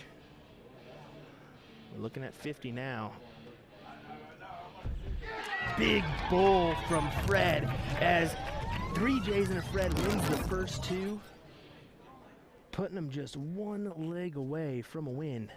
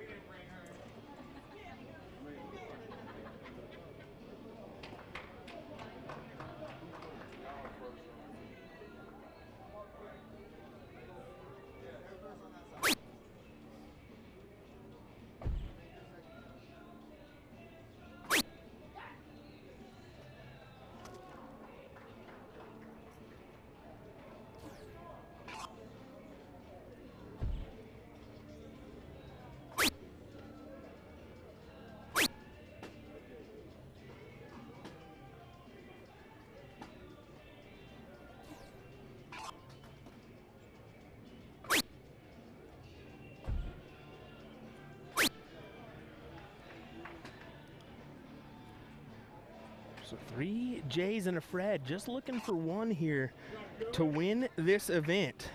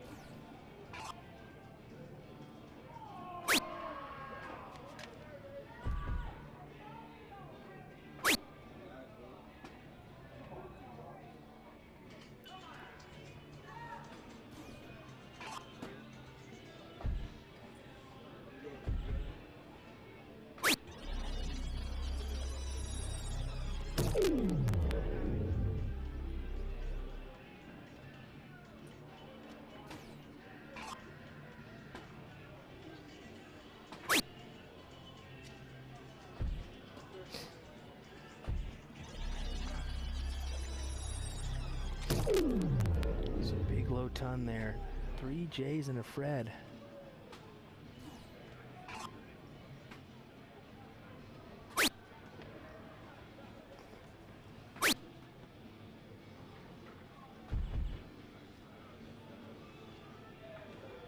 Over on the other boards, it's High Hatters, 416, 331. 3 J's and a Fred, 250, 425. Once again, this is the finals of Level 1 Team 501, so multi-board action going on here.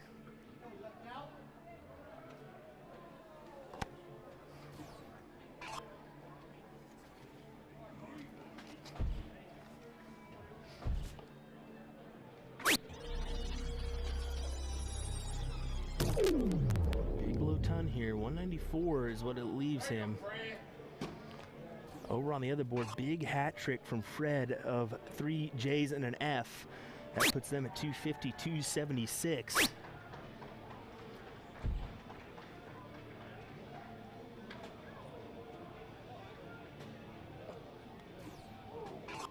It's looking pretty promising for 3 J's and an F right here.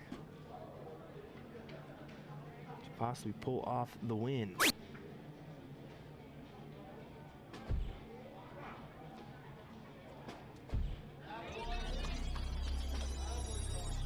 Just a reminder, folks, we will have more action coming your way this evening on the NDA Facebook and YouTube. Tune in around 6 p.m. for the start of the Pink Ladies event. We may start just a little bit after to catch a little bit of the finals. So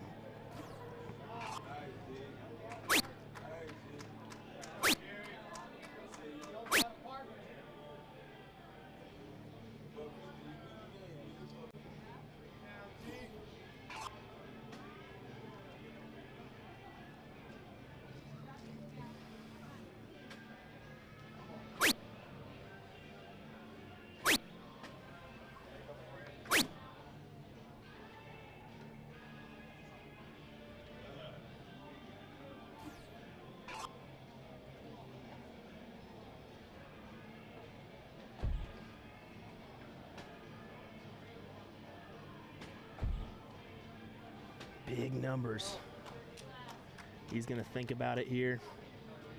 See what he should do. 144 left for 3 J's on the opposite board.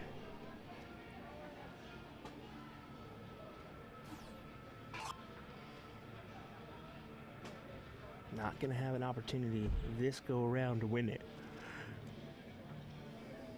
on the Phoenix. So we'll stay on this Arachnid. It looks like they're going to have another opportunity with 155 left. Big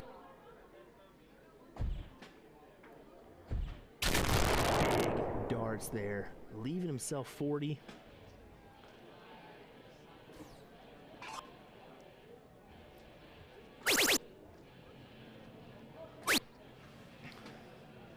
So here we go for 3 J's and an F to win the Team 501 singles. Or Team 501, my apologies. Singles wouldn't be added in there. Double 16 has the single 16. 3 J's and an F are your champions of this Team 501 event for Level 1. So they're going to go ahead and finish up on the other board, but this one is over. As it's 3 J's and an F, pulling off the victory.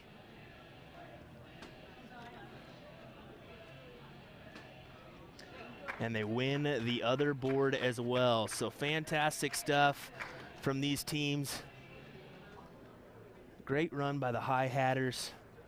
3 J's and an F, though, are your champions. Folks, thanks for tuning in here. We're going to see if we got another match coming our way. If not, we will see you here in a few with action from the Pink Ladies 501 event. Stay tuned, folks.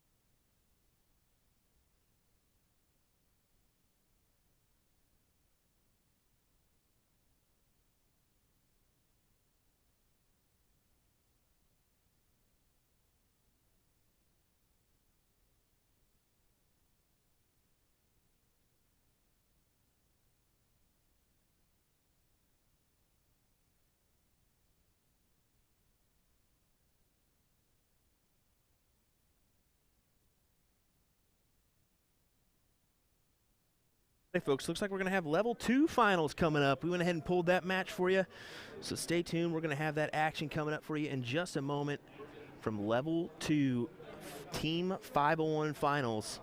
I'll get that information and I will be right back with player names and all that info, folks. Thanks for tuning in.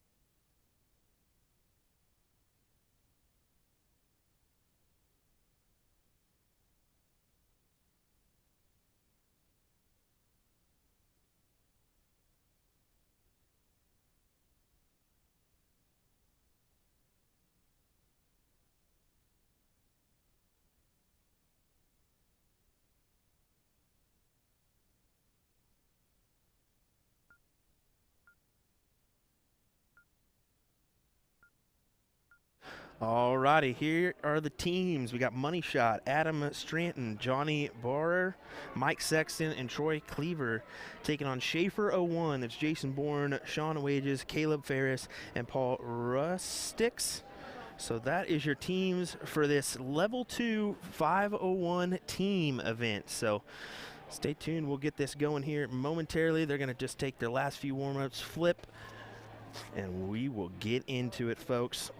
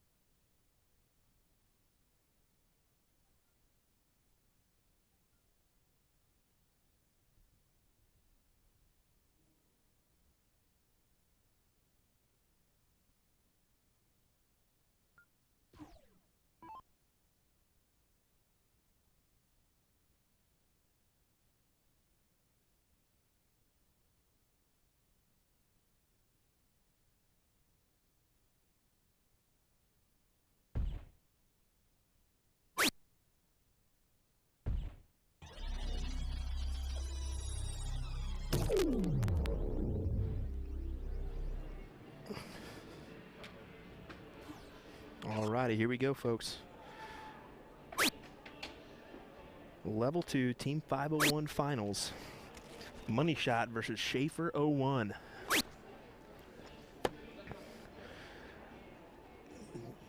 just as the last match, we've got a match going on the Phoenix board right next to this one. Looks like we got a money shot leading off with a hat trick.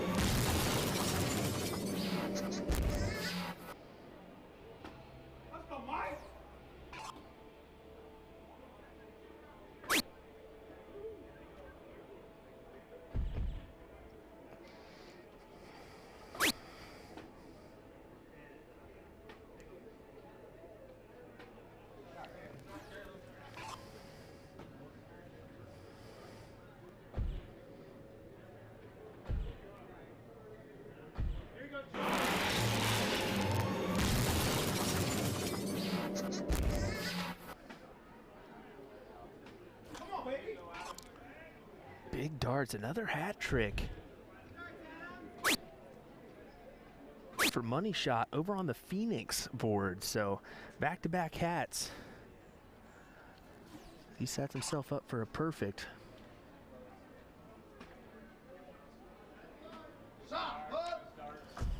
These guys are playing great darts. Another hat trick follow-up from Schaefer on the Phoenix board. We got a match going on the Phoenix board. We might flip it over to that one here in just a moment, but for right now, we're going to keep it here.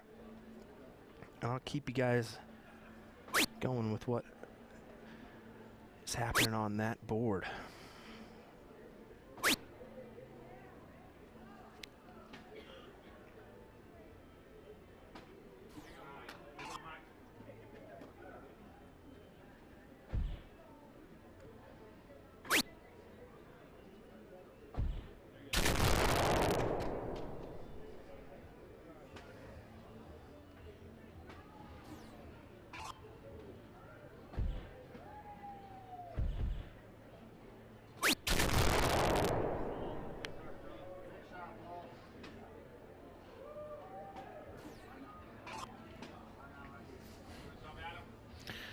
So unfortunately, the perfect run happened over on the other board, but he does have 115 left. Still a good shot of, what would that be, 86.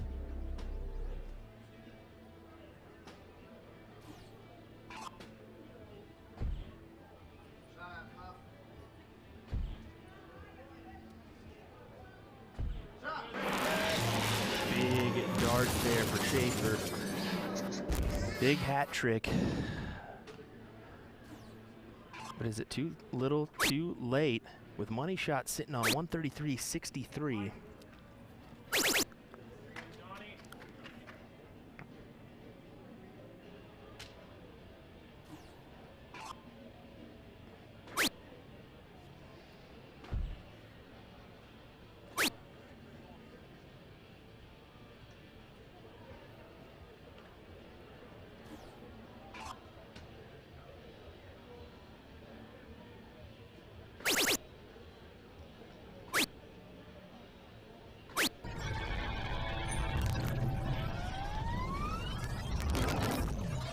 Big win there for Money Shot. We'll take it on over to the other one. Actually, we will not, because Money Shot just cleaned it up on the Phoenix board. So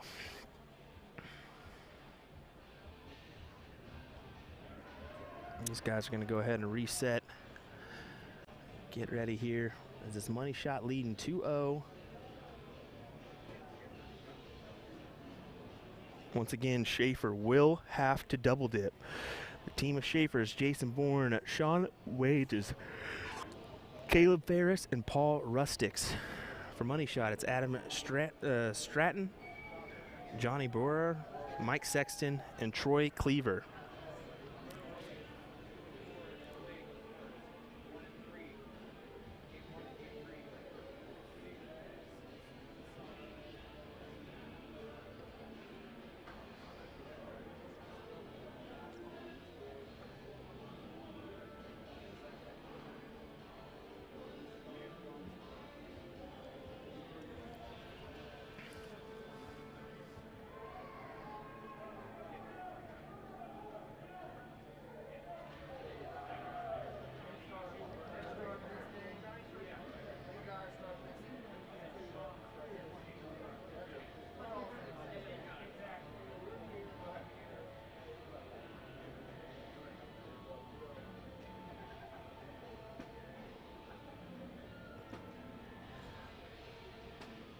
All right, we're going to go ahead and cut it on over.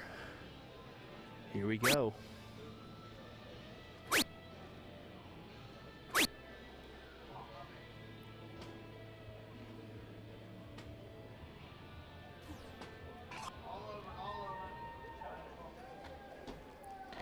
Just like last time, we're going to go ahead and keep an eye on the board next to us.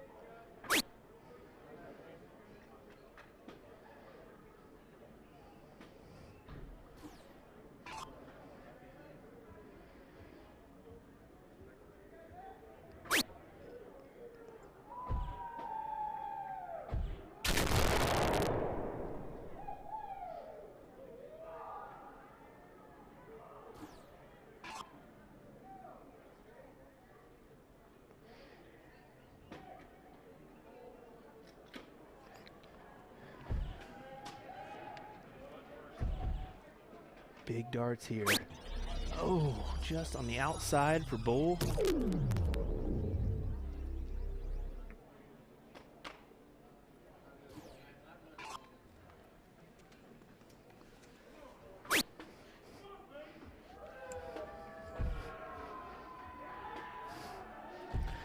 can hear the roars probably in the background. It sounds like somebody just won a big match in the background. I will say that this place is pretty loud, but when there is just a few people or just a few matches left, it can get pretty quiet, and one roar or two really echoes in the hall. So sounds like some people are having some fun. Good stuff.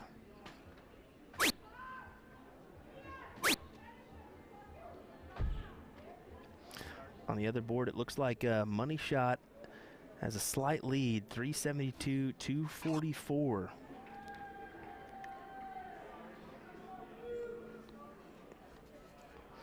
We may pop open that view here in just a second if we need to.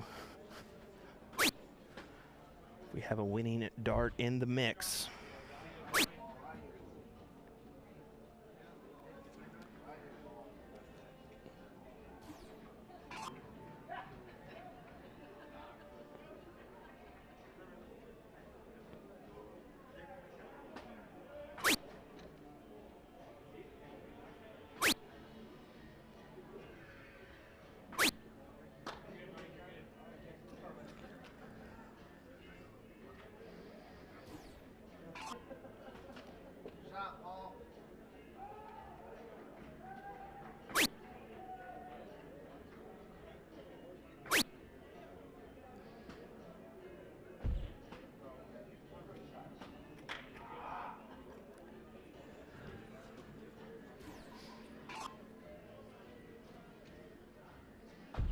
Money Shot looking for bulls.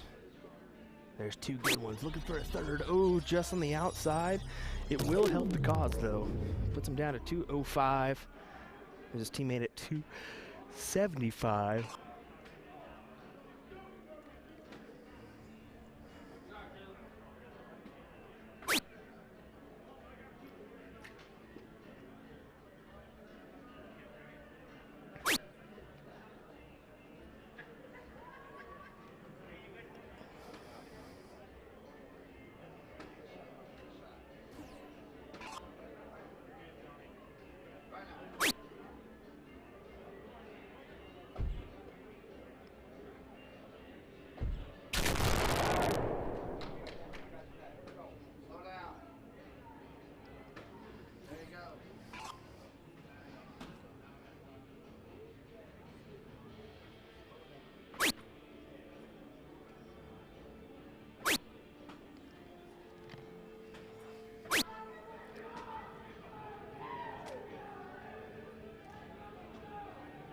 So 283, 272 on the other board, 222 or 221, 144 for Money Shot.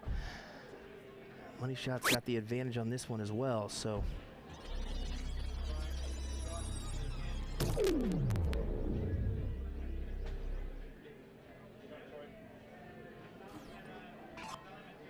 Comes Puff to try to do some damage.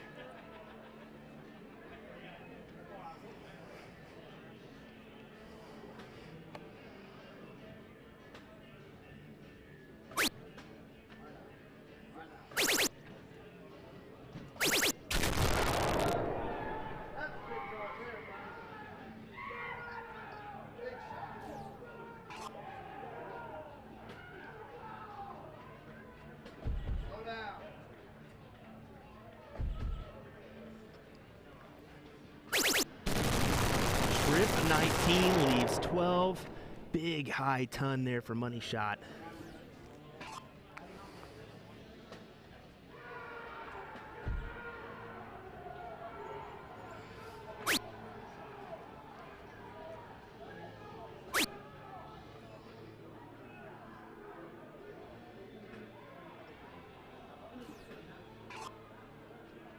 So 97 left here for Money Shot. Bull for 28. Big darts. Money Shot wins. What a game here as Money Shot just really taking advantage of their play. We'll switch on over to our Phoenix board real quick, catch the end of this match. But it will be Money Shot winning the level 2 Team 501 event. So good stuff.